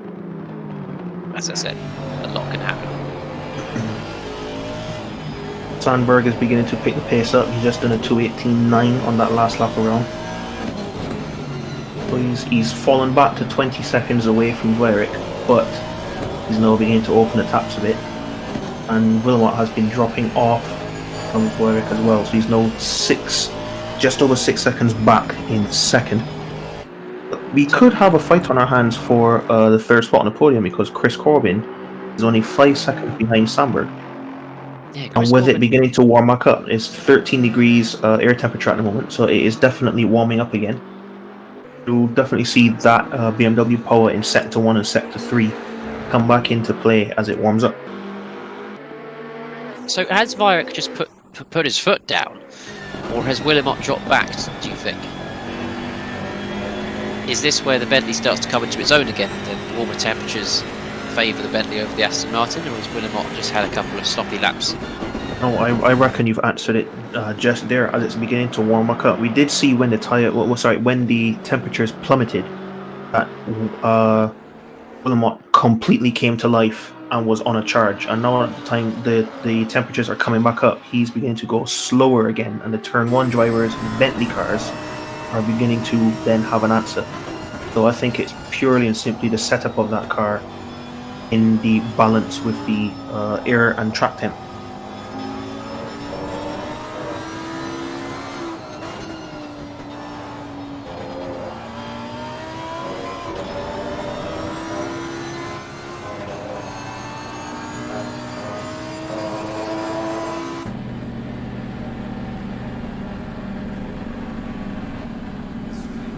Grant Wilmot coming in for his second pit stop of the day. The third driver will be the third driver to complete their mandatory pit stops. Obviously thinking that currently perhaps his tyre pressures aren't working for him, so as it's starting to heat up, fresh set of boots, change the pressures, perhaps he'll start to make up a bit of time on Vlerick and potentially increase the gap to Sandberg that little bit more. I think a wise move there, I think, from Grant. It wasn't quite working for him in his current state, and he's decided to do something about it. Yeah, I think you hit the nail on the head. We've answered his own question for him. So that would probably bring him out just behind Corbin, I suspect. Yep, Corbin has jumped him. Quite some margin. He was currently, in fact, Gianni Patterson has also managed to make his way past as well. So that might drop him behind Stavros actually. So that is Yeah, It's it looking almost like looks like the field is bunching back up again.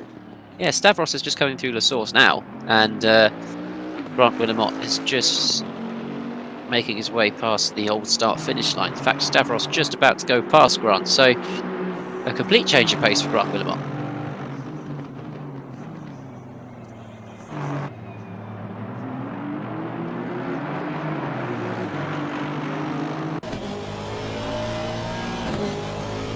I think the answer to that Lyric's just backed off slightly, doing 220.7.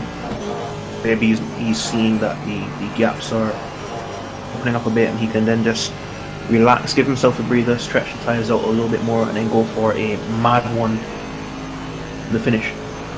Just one mad last stint. I just saw a yellow flag just coming out of the bus stop chicane. I think that was the 570 of Dixon Hurst was just managed to spin himself round. I don't think anything untoward,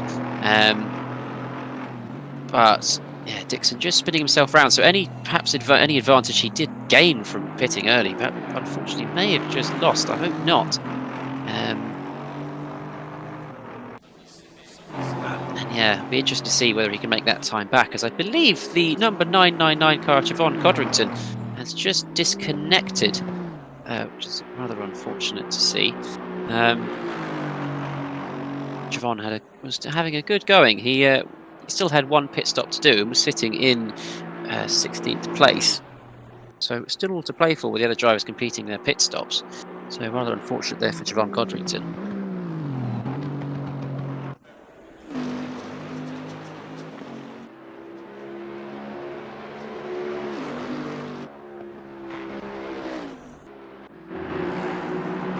In fact, Grant Willamot managed to come out behind Omar Badu in 7th place. So Grant currently sitting in 8th place, 2.3 seconds behind Omar Badu and Rollefson. Omar and Rollefson still only separated by 7/10, so very intense on-track happenings between those two.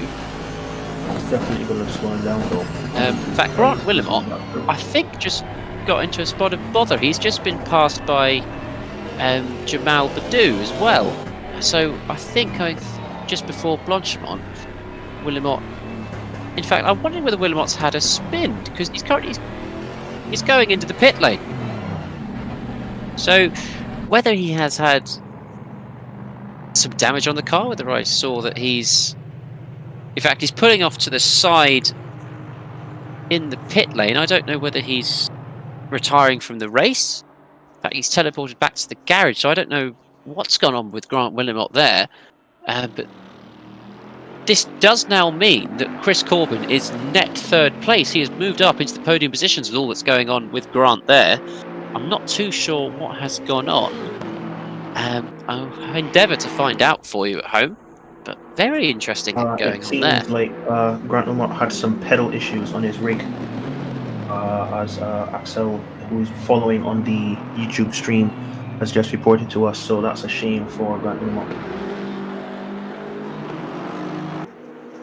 That is such a shame. Issues, that's not what you need. I'm reminiscent of is it the iRacing 24-hour at Spa, where Max Verstappen's brake pedal failed. That's what's going through my head right now. Very similar circumstances for Grant Willamot there. That is a shame. One of the drivers that has been a bit under the radar, we've got Kurt Heath and Derek Rudder. Two of them have been flying solo, having a nice between the two of them. Yeah. Derek Rudder just completing his 2nd pit stop. Kirk Heath still has one to do. So Derek just trundling down the pit lane at 50 kilometres an hour, just about to smash the pit limiter off and be on his way for the last 42 minutes of the race. That does, again, just go with the whole strategy that Derek seems to run with. Just do his own thing, nice and steady, and then after everyone else has completed the pit stops, I'm very intrigued to see where he will come out. As drivers like that are a bit further down the running order, it's important for them for next season to get their driver rating up and getting all the experience. So although they're not fighting up front, they are still fighting for a worthy cause, getting that experience in, getting their driver rating in as well. So Reardon, who's been with us since the start, and Kirk Heath, who has joined us, I believe, after round 3. All of them are having a good run as well. So good to have the exposure from them. Definitely. In fact, just jump to the battle between Omar Badu and Havard Rolfsson. Omar is now right behind his fellow Aston Martin, in fact, going down the Kemmel Straight. Just a bit of jockeying between them. Omar looking up the inside as they come down into the chicane, thinking better of it, tucks in behind. Rolfsson manages to cover that off rather nicely. But Omar has managed to find a little bit of pace over Havard Rolfsson these past couple of laps, but just struggling a bit going through the Kemmel chicane. Seems just running a little bit wide on the brakes in the subsequent corner. So Omar just feeling a little bit of his own pressure there. He made the progress, he did what he had to do, and then just a couple of small mistakes just managed to let it slip away again. So he's now about a second behind when he was hundredths of a second behind before. In fact, Rolfsson has run dramatically wide going through Porn. He's managed to let Badu close right up behind him again. Commentators curse, I know, I'm sorry Rolfsson for that. But Badu is now right up behind him again. Badu's got a get out of jail free card there. A bit sensible not to go for a massive send through that complex. I think a massive send is what you need, I agree.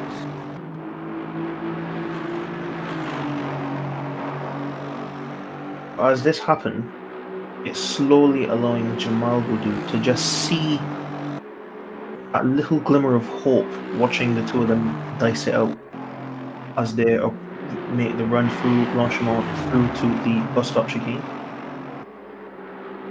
Jamal Badu had dropped back to about 6 seconds behind, but with this going on, has managed to close the gap to about 4.5 seconds. It's now well within sight, so if they carry on like this, it's going to, as you say, that glimmer of hope for Jamal is going to come a lot sooner and a lot quicker than they may think. That is the battle for P6, but also between the Blue Pair and Rolfsson, who is also a Turn 1 driver. So that is implications for the Teams Championship. Yes, and speaking of the Teams Championship, good segue there. What have you got for it, Chris? Well, currently, the Turn 1 Pro drivers well in the lead, so that is Sandberg and Weirich. Currently sitting out ahead in 397 points. So currently sitting first and second. It's fair to say if the race finishes like this, they will be taking the championship for this season. The interesting one to watch for is, of course, the second and third place battle. In fact, separating second through fifth, it's only 26 points in the Teams Championship. Currently in second to the Turn 1 Pro-Am team. Third, Vinci Boys. Fourth, Front Yard Racing. And then fifth, Apex Fever. As I said, only 26 points separating them. So it will all heat up towards the later stages of this race as everyone makes vies for position.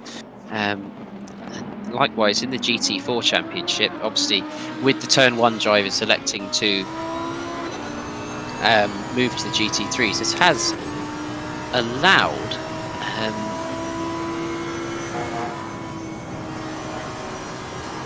perhaps Michael Somnesia to steal the show and potentially the championship if Michael Somnesia does manage to get this second place.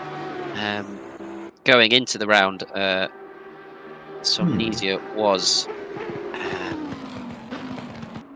17 points behind Kirk Heath, who of course is now no longer in the GT4 Championship. That is interesting news, Alex. Actually, I say that, I just got it slightly wrong. In fact, it will be Damieo is most likely to win the GT4 Championship. I did just miss Dami off the list there. I do apologise. I am legally blind. Yes. So Sunisia would win the team championship, it seems, rather than the drivers' championship in the GT4 class as it stands. Because Demi Ao did have a slight name change of his team half through the season. So, as a driver, Demi Ao would take the overall honours in the GT4 class, whereas Michael Sunisia would take the team honours in the GT4 class, as things currently stand. So, interesting there.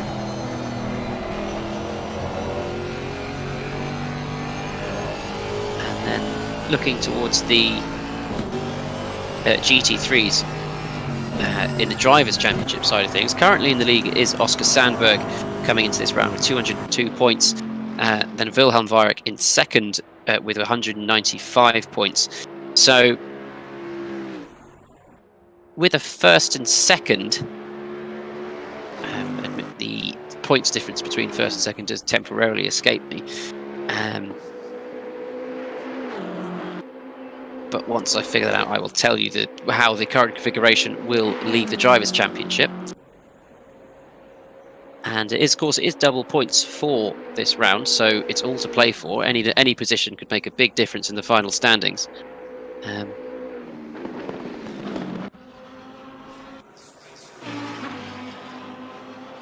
But there are still plenty of permutations and combinations that this could fall into. There's still over half an hour left of this race. It's a half an hour of warm racing as well. Track temperature, or track and air temperature back up to 18 degrees. Yes. So, as we keep saying, it's all to play for. Anything could happen. Weyrich and Sandberg could violently fall ill between now and the end of the race, and who knows, they wouldn't win the championship. But of course, I don't wish that upon them, but you never know. You never know. Anything can happen in endurance racing. Really can. I must say though, Chris Corbin doing 2:19.5s now. He's definitely in control of P3 in this race. But with them still to make another pit stop, could potentially jump Sandberg in the pit window. The two of them are mere hundredths apart on that last journey round, so will we see Sandberg or Corbin dive into the pits now? Yeah, there is every possibility, of course, as we've been looking forward to this whole race, how Sandberg will treat his second pit stop, at what point he'll go in. He stayed out a lot longer in his first stint, allowing Corbin to originally overturn him before, or just be right under the rear wing when he came out the pits, I should say. But right now there are a lot of drivers in the pit lane. A whole host. Constantinidis came in to get some new boots on, as did Omar Badou and Jamal Badou, and then Kurt Keith, Dami Ao as well, and Grant Willimot, I don't believe, has managed to fix his pedal troubles. He is still in the pits. So it's a big shame to see. In fact, is that the Bentley of Oscar Sandberg has been turned round? Coming up the top of Reardon, the Bentley of Oscar Sandberg has been involved in an accident. And that has allowed Chris Corbin to overtake Chris Corbin for second place. Sorry, Chris Corbin to overtake Oscar. That is... Was that an accident, or was that a high-speed spin? We didn't quite catch that on the cameras. I think that was a high-speed spin, probably coming over the top of Reardon. Has unsettled Oscar's car, has sent him round into the potentially into the tyre wall. Whether there's any damage, I can't quite tell on that Bentley, but that's calamitous for Oscar Sandberg. Just as I said, I don't wish anything upon him. Something happened. There was the 111 of Dami Ao near, but I don't think it was close enough for them to be contact from what I'm viewing here on the track map. So I wonder if he just dropped it on his own. That is very, very unusual and unlike Turn 1. Yes, very well rehearsed team, this Turn 1 Pro team. They've got everything down to a science, so to make a mistake like that, if he dropped it, I'd be very, very surprised. Well, of course, we'll hear from some of these drivers after the race, so once the race is finished, of course, do remember to stay tuned. You will hear from your favourite drivers we get to ask him a few questions. So I'm going to pitch that question to Oscar. He probably won't like me asking him, but I'm going to ask it anyway. It's my job. He always gives it. He's an honest man, Oscar Sandberg. He'll look into himself and excuse me, and say exactly what went wrong with all honesty. But that is delightful for Chris Corbin, I have to say. Jumped into second place before they've made their second round of pit stops. And recently matching the pace of Weirick, so he may not be able to close the gap, although 24 seconds is still within a pit stop window. So if he plays his cards right, he could potentially have a showdown or a shootout to the line in these remaining 31.5 minutes. And Oscar has bailed into the pit lane, so he must have picked up some damage in amongst that spin and has elected to perhaps just come in repair, get the fresh boots on for the last half an hour of the race, but perhaps not what he had planned and is now having to react to it. As Jelani Patterson has gone by while Oscar went into the pit lane, so there is every possibility that he has now lost third place as well to Patterson, as Patterson, of course, as things stand, won't have to repair any damage in the pit lane. This could be a lot worse for Sandberg than I first thought. Not only that, for the championship, he's given away a podium position for himself and for Turn 1 Pro. Yeah, I reckon that has just handed Wilhelm Weirick the championship in the GT3 class. Well, there's still 30 minutes to go. Don't call it just yet, Chris. You still need to let it play out. There's everything to play for. I've already called it once, and look what happened.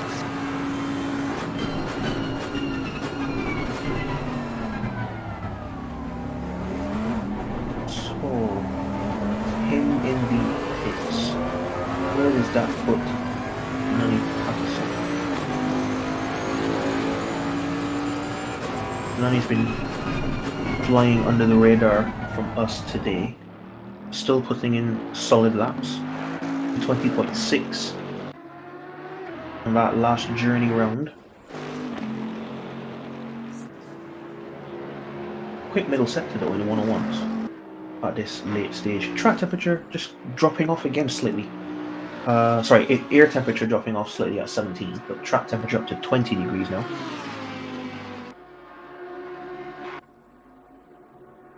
It's just gone 10 o'clock in the morning here in game time in the lovely Belgian countryside. I nearly said German, but that's not how the World War ended.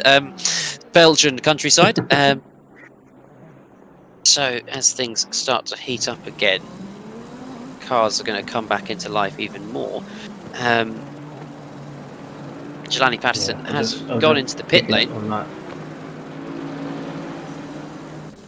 So I'm jumped to the pit lane on the track map. So yes, he's definitely in the pits, coming in for his final pit stop with 28 minutes to go. Sandberg is currently going through no name, so Sandberg has a lot of ground to make up. But I think he's going to be slightly too far back to do anything about it. He's going to have to make a fairly substantial on-track pass to try and is he a lap down now? Or because I believe from Stavros down are a lap behind the leader. With Sandberg running slightly out of sync, can't quite make out where he actually is on track relative to the leaders. Quite tricky to tell as Jelani just drops his car and is on his way. Sandberg's just coming up to Blanchimont. Weirick is currently coming into the bus stop. So Weirick has lapped Sandberg by a small margin. Weirick, in fact, just coming into the pits now as well. Pits, yes. So, are we going to see Chris Corbin dive into the pits? I reckon this is his time now. He's got opener in front of him for a long way. This is Chris Corbin's time to hammer in some fast laps and then try and get the jump on Weirick as he's going to struggle on his outlap to get those tyres switched on. Chris Corbin just coming across the line now. Weirich has just stopped his kart, doing his pit stop. Very interestingly, Sandberg has in fact managed to maintain third place. Jelani Patterson just coming up Reardon now, and Weirich is just about halfway down the Kemmel Straight. So the stroke of luck there for Sandberg, I think, perhaps putting in a good outlap to just overturn Jelani Patterson again. But I'm going to have to interrupt you slightly, Chris, because Stavros has just put in the fastest lap of the race of a 2:18.2 on that last journey round somehow, and he's still only in the 41s in the first sector. So that Bentley really coming alive now with the warmer track temps and air temps. 2:18.2 is a good 3.5 tenths quicker than Weirich's best time of the race so far. That's very, very good point from Brian in the booth. He could be fighting for Patterson for a P4, maybe a P3 with Sandberg as well. So that is, perfect time to come alive now from Stavros. It is that. He's done an extra pit stop though.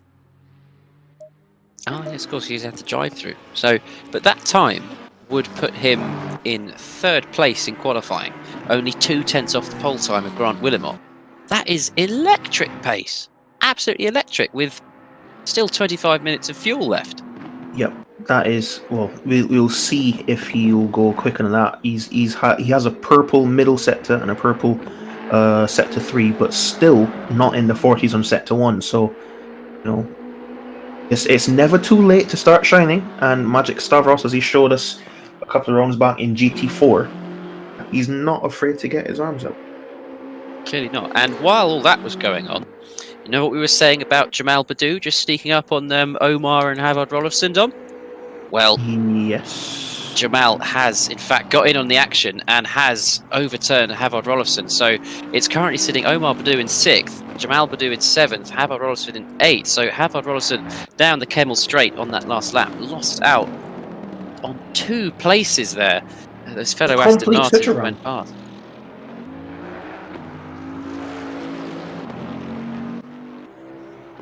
So we'll just while that has happened, we'll just set up for the last small section of the race, just fix a few technical difficulties with our cameras, and we'll be right back with you.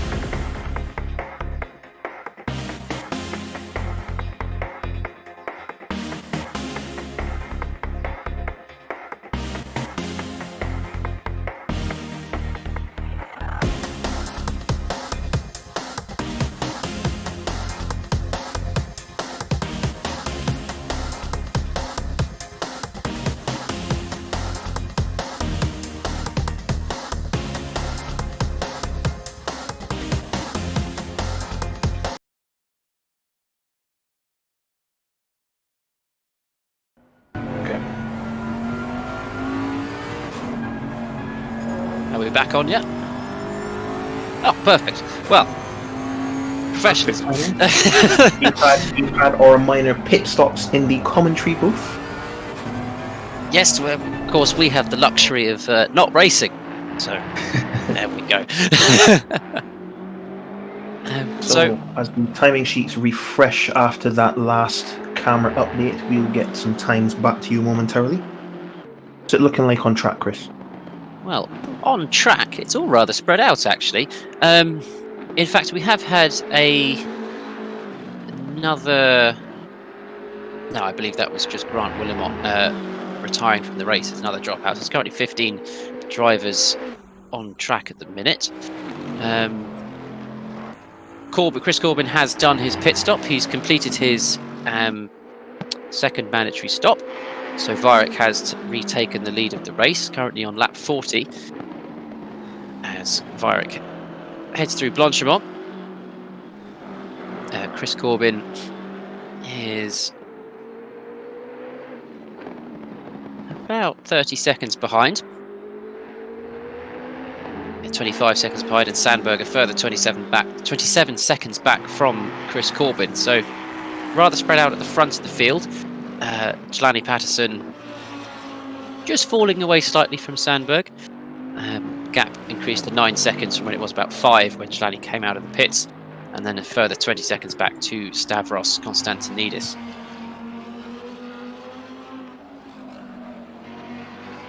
He is closing though, so with 20 minutes left, he's going to have to do a lot to try and get that bit closer. But Stavros trying to do everything he can to overturn the deficit caused by that drive-through penalty earlier.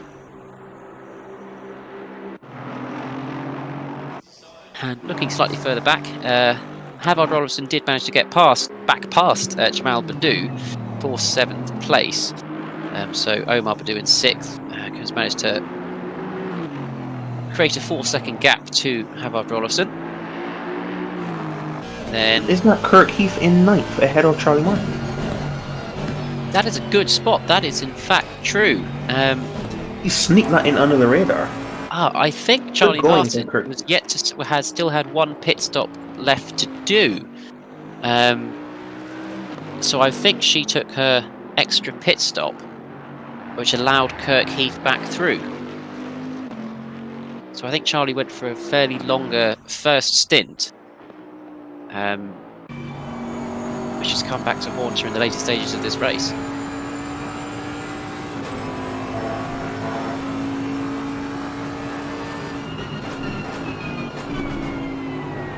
Although I'm wondering, I thought I remember Charlie Martin taking a fairly early pit stop as well, so I don't know whether she has taken 3 and the game didn't recognise one of them, because pitting with 20 minutes left to go is doesn't make too much sense in my mind. So I'm wondering whether she has shared the same fate as Jamal Badou did.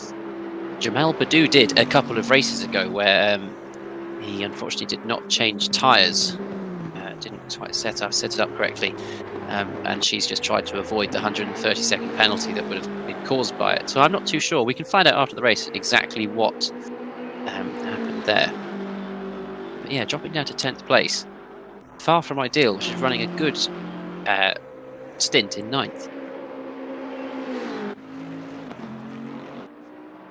So Oscar Sandberg is opening taps again. He's doing 2 minutes 18.9 on the last journey round.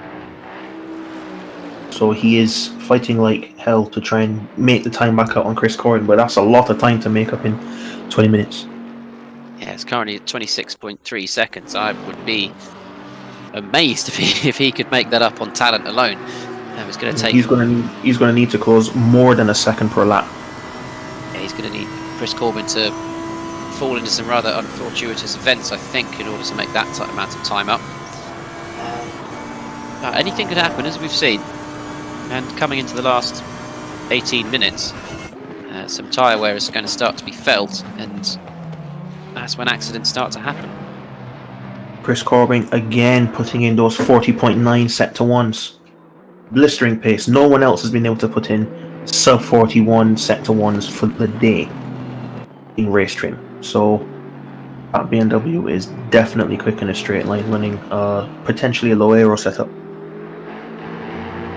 See how his lap progresses on his way now down through Rivage. Lovely corner that. You see, I always struggled with it. That was the one corner, the one corner in Spa which I just don't like. It's very, very unusual. You're coming downhill. The car is very, very unbalanced, and then there's that characteristic bump right on the apex mid corner. right when you are wanting to get back on the loud pedal to straighten up for no name. So it's a very, very difficult corner. You don't realize how tight it is and how long it is when you are in the car. When you look at it from an aerial shot, it's a mammoth of a corner. Yeah, and all of course, the camber as well. You really need to chuck it towards the curb in order to really hook it in. Something you just, again, as you said, you don't notice from the aerial shots the camber, but you notice the length of the corner from the aerial shots. But in the car, you really see just what you're working with. Camber, yeah. And if you just stray a yard and a half, 2 yards from the curb, you're instantly washed out to the left of the circuit on the exit. You end up on the AstroTurf, potentially send yourself round before you reach no name. It's a very tricky set of corners. But as we have found out in our endeavours in various racing games, Dom, it's a good overtaking spot. It is a very good overtaking spot if you get the car placed the right point. 2:18.6. Chris Corbin on the last journey round.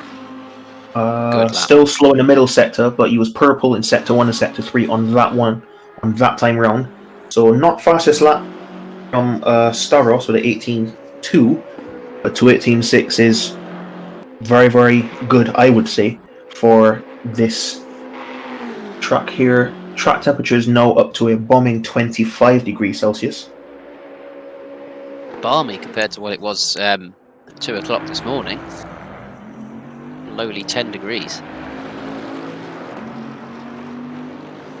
So the BMW having a second leaf of life. Credit to Chris Corbin as well, having currently an hour and 45 stint in the car and still managing to put in personal bests is really good going.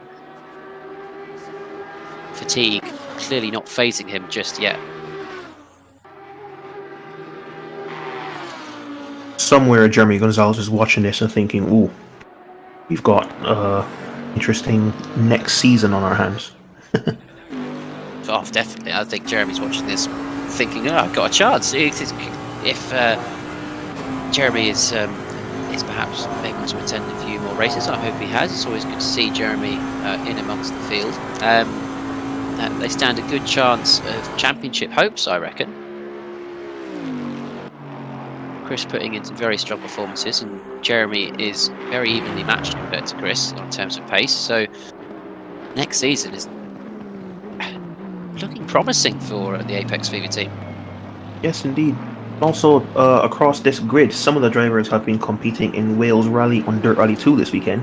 You know, Chris Corbin has, Dominic Oliveira, who's not here today, has been doing that as well, along with Axel, who's not here with us today either, but one of the Turn 1 drivers.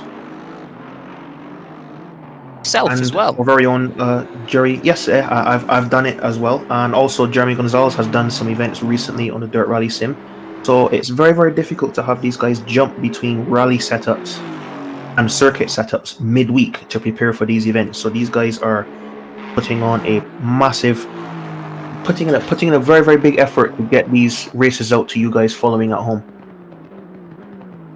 Real good effort, and credit to them for it. I mean, whenever I jump between sims, jump between racing simulators and games, I often find it quite a while to acclimatise between the difference. I find myself jumping in a GT3 car and doing a bit of handy B and J turn, so I'm a bit stumped as to how they managed to do it. Another thing, our director and head of all comms here today and all rounders, Brian Mandeville, who you don't get to hear much of, is also the organizer of all these live streams brought to you from the CSM Track Club, and he is no slouch in a rally car either on the Dirt Rally Sim. So he is here ringing in our ears, making sure we're on the right cameras, on the right wavelengths with the track, and bringing you our coverage of this CSM championship. Yeah, it's worth giving a hand to Brian. He's brought us the live streams, he's made the championship, he's brought the drivers together, and without Brian, it's fair to say this would not exist. So, for you watching at home, just a small round of applause for Brian Mandeville and what he's put together here. It's truly a great championship, good crop of drivers, really well thought out. And of course, this is powered by Turn 1. It just goes without saying that without the likes of Wilhelm Weirich and Oscar Sandberg, we wouldn't, and Damon Eward, we'd also not have this championship in its current form. So to all of them, a big thank you for what has been a great season so far. Well, 12 minutes left of this current season. All 9 rounds, 2 special 2-hour races, one at Bathurst, one here. It has been a truly great season, and coming to a close in the last 10 minutes, it is hotting up again in some parts of the track, spread out in others. But hang on, Chris. The gap season between Corbin and Weirich is 8.5 now. He's just taken out 7/10 on that last lap. Chris Corbin putting in consecutive sub 2 minute 19 laps. How is he doing this? There's 8.5 seconds left. Sorry, there's 8.5 seconds gap, correction, between the front two, and there are 11.5 minutes left. He could do it, you know. He could do it. What a way to finish a championship with a win from Chris Corbin. This has just woken me up now. Just when we were thinking Weirich was about to check out and take the championship away, Corbin is quite literally opening the taps. 23 seconds is the full gap. Okay, maybe I think you've the time between Jelani, Patterson, and Sandberg. It's Jelani that's closing the gap. Yeah. Okay, correction. Some issues on the pit wall live that I'm following. Damn technology. Track temperature is continuing to climb though. 26 degrees now. Sorry, 28. Is it now venturing on too hot? Well, not for Chris Corbin. Clearly not. He's set this up well. He is still going quicker than Weirich though, by about a second a lap. So it may be too late now, but I mean, Chris Corbin is still, well, he's definitely the fastest man on track now, and he has been for the past 2-3 laps.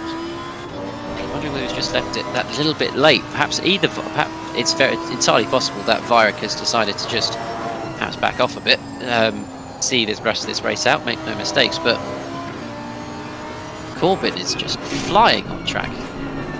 To be a second quicker than the race leader is really something else.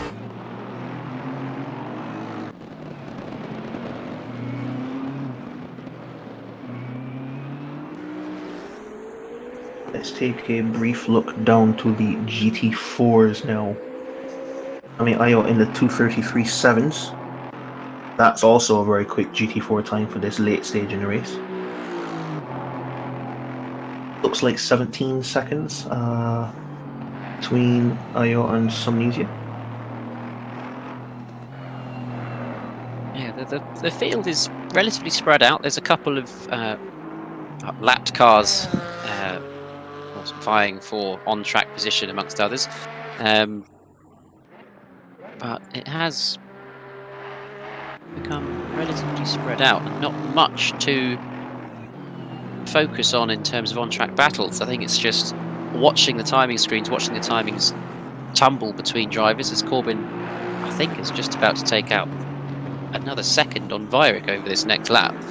And so just question of consistency left for the top 3. I think Sandberg is too far back off of Corbin to cause any real trouble for him.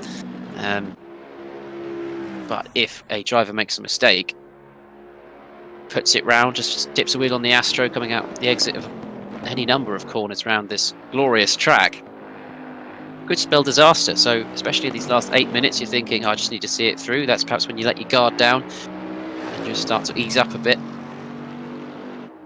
Things go wrong.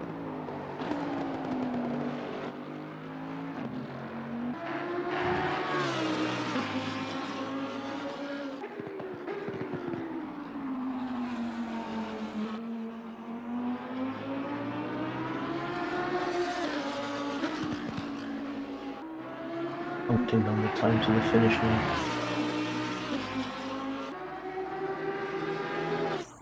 Lucky number 7 minutes. hopefully we'll see some luck and some fortune to some drivers today.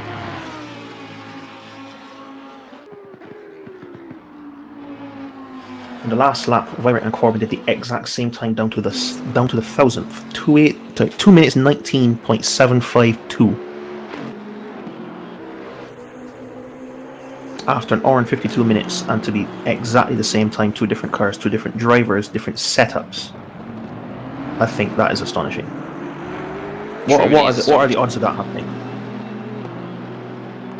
Well, slim. To say the least, I think.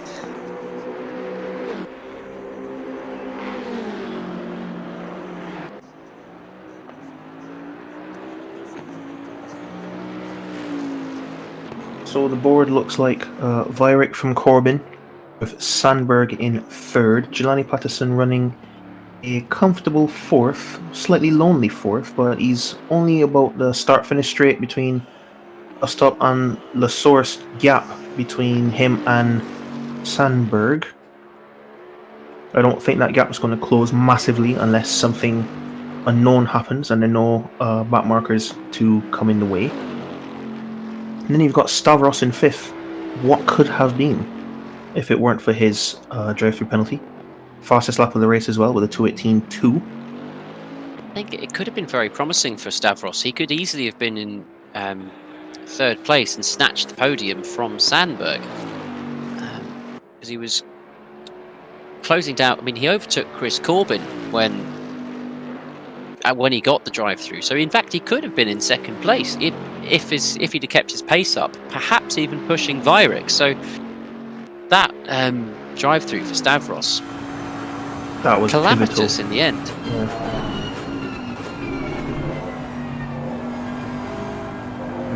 We have Rolfsson splitting the Boudou pair as well in 7th.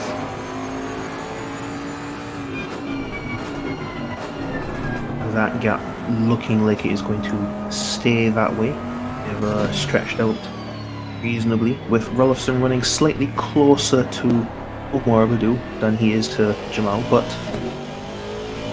to be fairly consistent. With 5 minutes to go. It's and Jamal has Kurt dropped Heath off. has sneaked in. Kurt Heath has sneaked in a 9th place finish today. I'm not sure if he's finished in the points in the past couple of rounds, but he's sneaking in a 9th today, getting the better of Charlie Martin, who is no slouch either. So good run from Kurt Heath. Yeah, just as you said that, Dom. Charlie Martin has just had a spin in the bus stop chicane, so just perhaps entering a little bit too hot. Perhaps the tyres in this last stage of the race are just really not working for her. Not much further to go, about 4 minutes 20. With the lap times they're doing, I reckon that is about 2 laps to go. Maybe 3. So it is quite literally the closing stages here of this race and the season. Track temps coming back down now slightly to 25 degrees.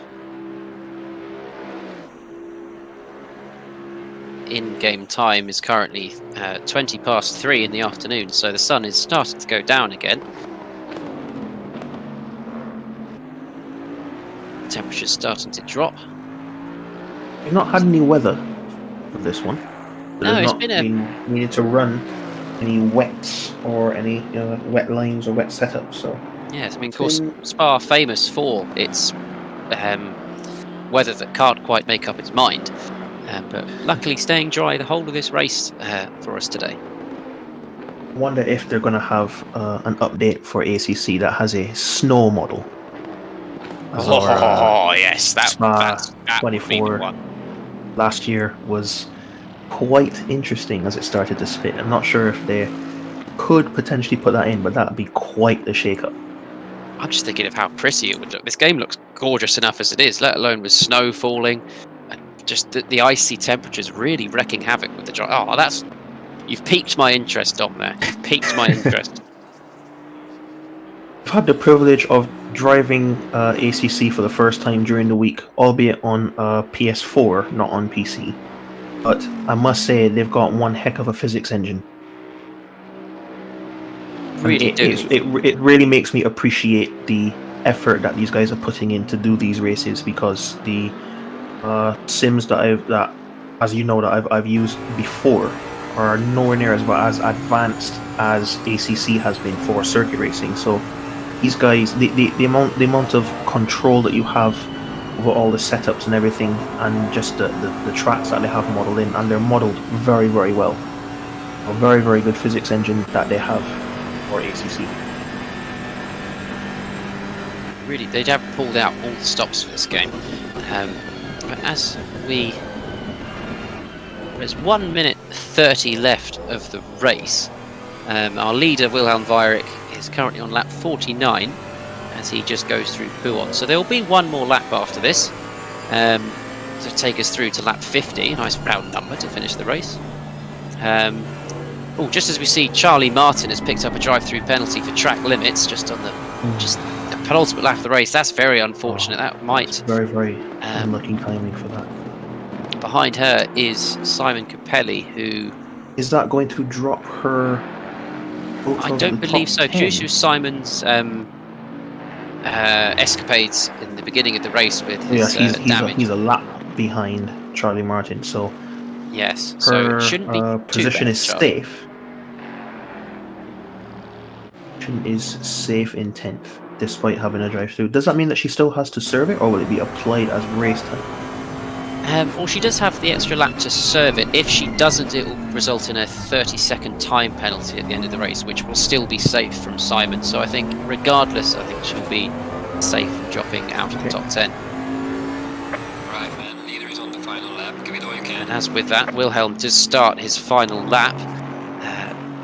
Incidentally, if Wilhelm manages to keep it together, this will mean he will win the overall honours for the season, and of course with that the GT3 class honours as well.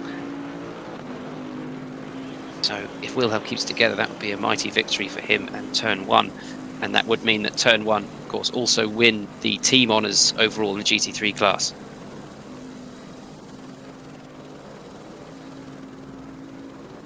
They've been strong all season long. They've just been coming to each round, getting it hooked up, putting it on the front row, putting in some solid laps and some solid finishes as well.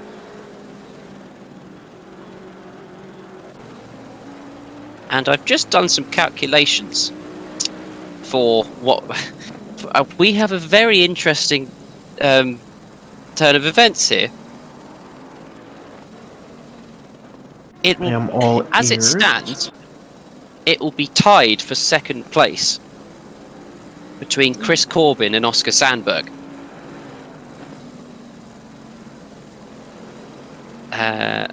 Although you have to take into account a drop round for Chris Corbin, so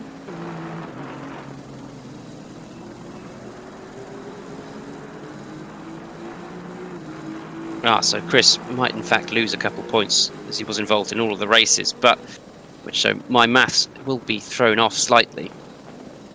So as a result, if you drop his lowest score, where does that put him relative to Oscar Sandberg? I think he will still be in third place.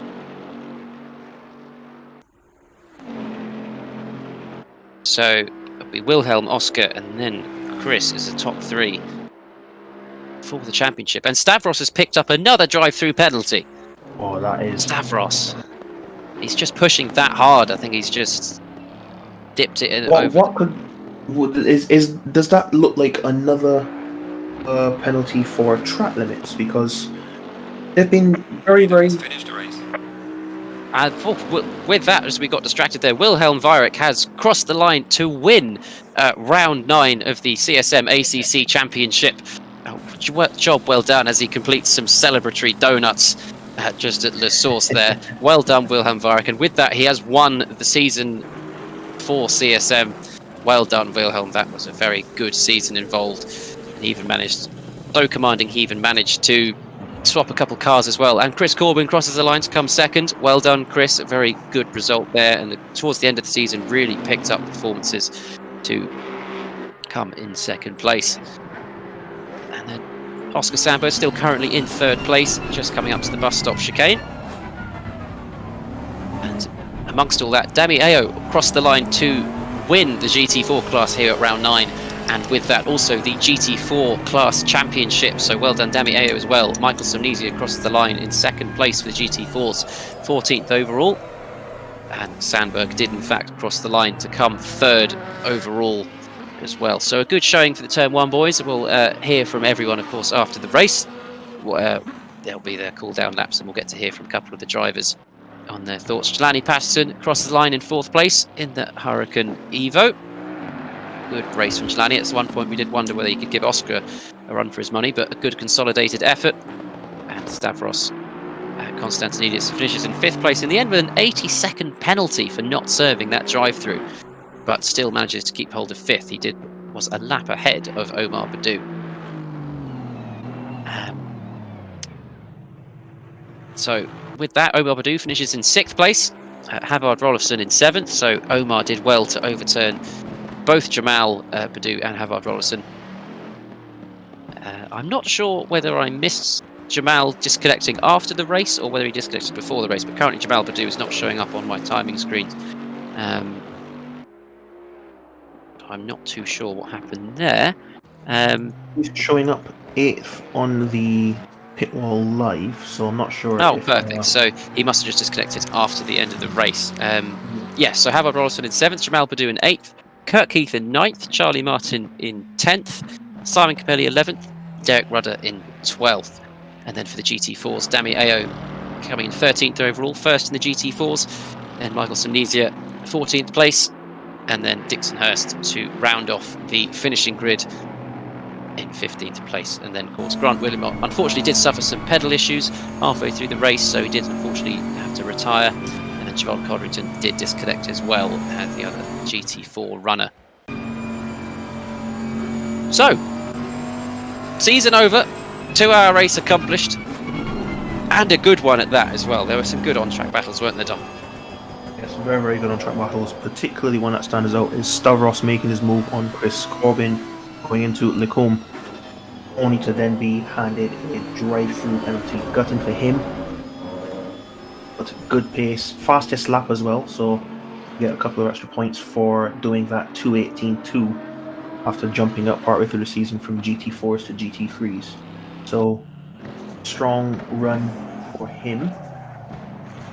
What about you, Chris? Well, I think the standout performance for me, I think, has to be, well, obviously Vierik. He's done well to win the race. It's not taking anything away from that, but Oscar Sandberg's recovery drive after that, I think, was good. He must have been very shaking for him just to, up the top of Reardon, just lose it and have it sent round.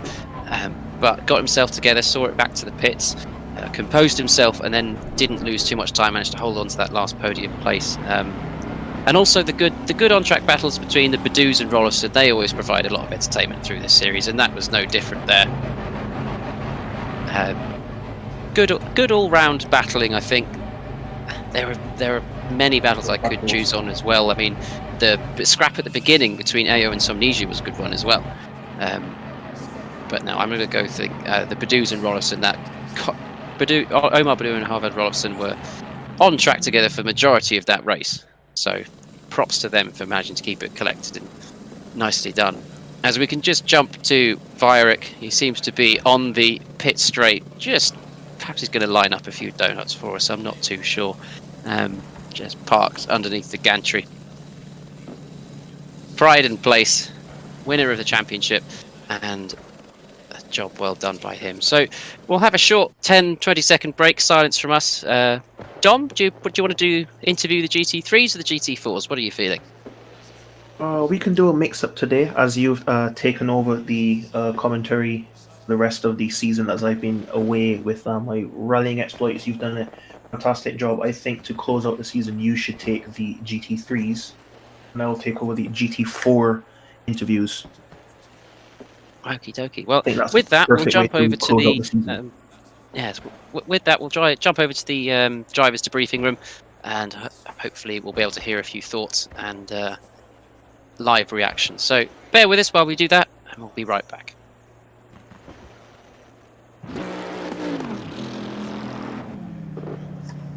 Do you interview the GT3s, the GT4s? What are you feeling? We can do a mix today as you've taken over the commentary for the rest of the season. We running it fantastic job. I think to close up the interview should be GT3s. Now take over the GT4 interviews. Oh, great race there. That was good fun. Well done, everyone. Managed to last the 2 hours. Of course, we did have a couple of dropouts for Codrington and Willamette. Of course, Grant did suffer some pedal failures, but was rather unfortunate. I think Codrington disconnected as well. But well done, everyone, for making it. And of course, that did decide the championships as well. Dom, do you want to kick things off with the GT4s? Yes, perfect timing, Chris. I want to start with third place today, Dixonhurst. At the beginning of the first stint, Chris and I were saying you were probably the dark horse, just about a couple of seconds back from the other two ahead, seeing what they do with strategy and then doing what they don't. So just tell us how it was going for you on the opening stint and then the middle stint as well. Well, it is the tale of two stints, that's for sure. I thought I brought the wrong tires or something for the first stint, but then they kind of came alive a bit, and I was able to push and make up a little bit of time. I didn't have much of a match for the Porsche on the straights. He seemed to be walking away from me every time we got out of the twisty bits, but tried to stay as close as I could in the second stint. And then when it got dark, well, I guess I got to practice more in the dark. I definitely showed a lack of pace when the sun went down, that's for sure. But glad to finish, glad to take a third. Would have been a bit more fun with a few more GT4s, but I guess that's the way it is, the way it played out. But, definitely take the third. Thanks. It's good to have you as well, Dixonhurst. Moving to the second place finisher here in the GT4s here at Spa, Michael Somnesia. You had a cracking battle with Io early on in the first stint, and it was just trading times between the two of you, running in the mid 34s, and then the track temp started to drop off in the middle stint, and then the gap started to open up. How was that managing the tyres on the colder track temps? Yeah, it was certainly tough, to be sure. I was disappointed we weren't racing at the end, but by the end we were sort of too far apart. But yeah, towards the end of the first stint, I think I got punted in the back by a GT3, so I don't know if that affected my aero, and the tyres were getting colder, but I was like 3 seconds a lap slower for the last few laps of the first stint. But yeah, what fun. I mean, it was just fantastic. And I gambled with the tyre pressures for the next two, which seemed to work out well. And then, yeah, towards the end, I felt like I was getting back on par with Io in front, but by that point, yeah, too far ahead. Well, great fun though. It was great. It was a very, very good battle to watch as well. Moving on to the winner here today and the championship as well for Dami Io. I just want to say first, before we get into the interviews, dropping into the 33s in a GT4 car around Spa is no easy feat in those cold temps. What was that like for you? It felt good. Spa's generally one of my my favorite tracks in all motorsports, so I'm happy I could put a good result down today. The first stint was interesting. I just kept thinking, no mistakes. I think I had 2 of my 3 warnings in the first 5 laps, trying to get away from Somnesia. So the rest of the race was just me trying not to get any more warnings. And yeah, managed to make it work. But the night stints was fun. I also gambled with my tires, and towards the end they were 28 psi or so. So I was definitely losing a lot of time towards the end there. But I'm happy with it. It's my first win, my first official win, and I'll take it. The gods have finally smiled down on me. So I'll run with this. It's going to be very, very interesting for next season to see who continues in the GT4 class. Chris, do you want to take it away for the GT3 grid? Yes, I will do just that. I'll start with Oscar. It was a not the race. Let's put it this way: the race didn't quite go to plan. I imagine it seemed to be that in the colder temperatures, your car suffered a bit, and then you had that incident at the top of Reardon as well. Yeah, what should I say? I think in general, Spa is my weakest track, I think. And Willem have been smart and done some technical strategy throughout the season, and lack of preparation and just jumping between cars and this thing have really suffered me this time. And but yeah, I'm happy. I have to say congratulations for the championship winning Wilhelm, and I'm very happy for Turn 1's side. Of course, that does mean that Turn 1 Pro to have won the team championship. Of course, that's a good result for you. Yeah, of course, that was our goal in the start. Of course, at the moment, I'm a little like, what should I say, disappointed about my own performance. Maybe it could have been much better. I'm thinking about, I could have been driving so many more hours today and blah, blah, blah. You know how it is. When you're not winning and you try to be a good racing driver, then you always have excuses. But in the end, as a team chef of Turn 1, that was the most important that both cars come through without bigger issues, and Willem draw a flawless race again. And I had my mistakes, and that's why I'm P3 and not fighting with Willem. Well, I suppose there is always next season. And I wish you all the best with Ed. Thank you for racing with us this year. And I'll turn to Chris Corbin, a good second place. You've made a habit of coming second these past couple of rounds. Yeah, that seems to be my go-to. Green light. It was- Would you say that this has been a particularly better one than the last couple? How do you rate Spa as a circuit? Is it a strong one for you? It's mixed, to be honest with you. I do enjoy it a lot. I'm not necessarily the quickest on it, but I have so much fun on it that I don't mind as much. And a third place in the championship as well. Did you expect that coming into the season?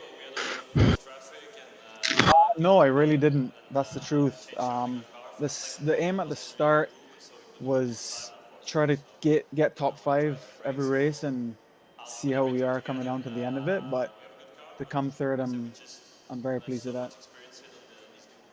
Congratulations on the third place, Chris. And hopefully we'll get to see you around next season as well. And I'll turn to now Wilhelm Weirich. Wilhelm, congratulations. You're the winner of round 9 and the drivers' champion for this season. You must be very happy. Yeah, thank you so much. In general, I'm tired. I'm tired now. To be honest, I think it was a very hard season for me. Like the first 2 or 3 races didn't went like I wanted them to. Finish. To be honest, some mistakes, this and that, traffic, blah blah blah. You know how it is when you are competing on this level. But then it started to turn a bit. I tried to collect points all the time, and at the moment we are trying to move Turn 1 into a different direction. So we are, like the last weeks, we did a lot of development work, and thank you again for everyone who is driving with us for Turn 1, and maybe you know we are quite big into the endurance championships at the moment, and this is our new goal and new focus. I'm very happy to have this season here, to compete in it with my team and with my drivers, but in the very end, I tell you one thing: I will never ever race a season against Oscar in a different car again. So I really want to go with him. This is very cool, but I will never ever in my life drive against him. So this is what I can say now. Yes. Your teammate kept you honest this whole season then? It's always, when you're on that level, both together, and no one wants to break earlier, no one wants lose a millimeter on the track, and then obviously it happens that you collide, and then it's getting frustrating. And this is what I definitely don't want to have in Turn 1, because we're driving with each other, not against each other. Yeah. It's been a privilege to have you with us and watch all of your on-track escapades. Not quite finished with the interviews there. I just turned quickly to Grant Willimot. Grant, you had some pedal troubles. What exactly happened? I don't know. There was about, I think, an hour and 10 into the race-ish, and I just accelerated out of one of the corners, and I noticed that the car was hardly moving, and then sort of went away for about a lap, and then it came back, and I couldn't get 100% throttle. I tried quickly pulling my pedals out and putting them back in a pit stop. Came into the pits a little bit earlier than I wanted to, but it wasn't the end of the world. But it did make a difference. Pretty annoying because the pace was there. I don't know if Willem could have pushed any more, but I felt I was maybe a little bit faster. I definitely had second in the bag. But yeah, I just retired the car. Just spent the last hour trying to fix the pedal, which I think is now fixed. So if anybody wants to restart the race, I'm happy to go again. By the race sound now of if you want. Let's do it. By the sounds of it, I'm I think good with Wilhelm would not take you up on that offer, so you might win. Okay, I'm good. I'm good with that. And I'll just quickly turn to Omar Badu as well. Omar, I just wanted to chat to you quickly about you constantly on the back of Havard Rollerson, and you finally managed to make your way through. Must have had a good, fun race. It's been a good season watching you as well. I've not really had the chance to interview you yet this season, so that's why I wanted to turn to you and get your thoughts on the race. Yeah, it was a good race, I think. I needed a little more tire pressure so that when it got colder, I could have kept pace and probably pull a little bit from Rolfson. But as we got into the night, the car just got slower and slower. But we had a good race, though. It was a very good race. It was neck and neck for almost the entire 2 hours. Certainly was entertaining for me and Dom in the commentary box. And with that, well, that's the end of the season, folks. I hope you've all enjoyed it. I know me and Dom have enjoyed commentating. I know Brian, our producer, has enjoyed putting it together for you. A big thank you to Turn 1, Team Turn 1. They've had a big hand in powering this championship and getting the drivers together and just getting the briefing notes together, organising the drivers' briefings, everything down to the T, flawless the whole way through the season. So a big hand to them from both myself and the drivers. And it's just been an outstanding championship. So thank you there, guys. You've done great. And of course, thank you as well for you watching at home. We put these streams out for you. It's a bit of fun at the end of the day. Of course, it's nothing too serious about it, but we appreciate every single one of you for watching. And I know me and Dom worship you as well, because without you, we wouldn't be doing this. Is that right, Dom? Yeah, that's totally correct. So from all of us here, and also the ones behind the scenes, Damien Earwood isn't here in the briefing with us today, but from all of us here at CSM on Turn 1, thank you. Stay tuned for the next season coming to you soon. Bye for now.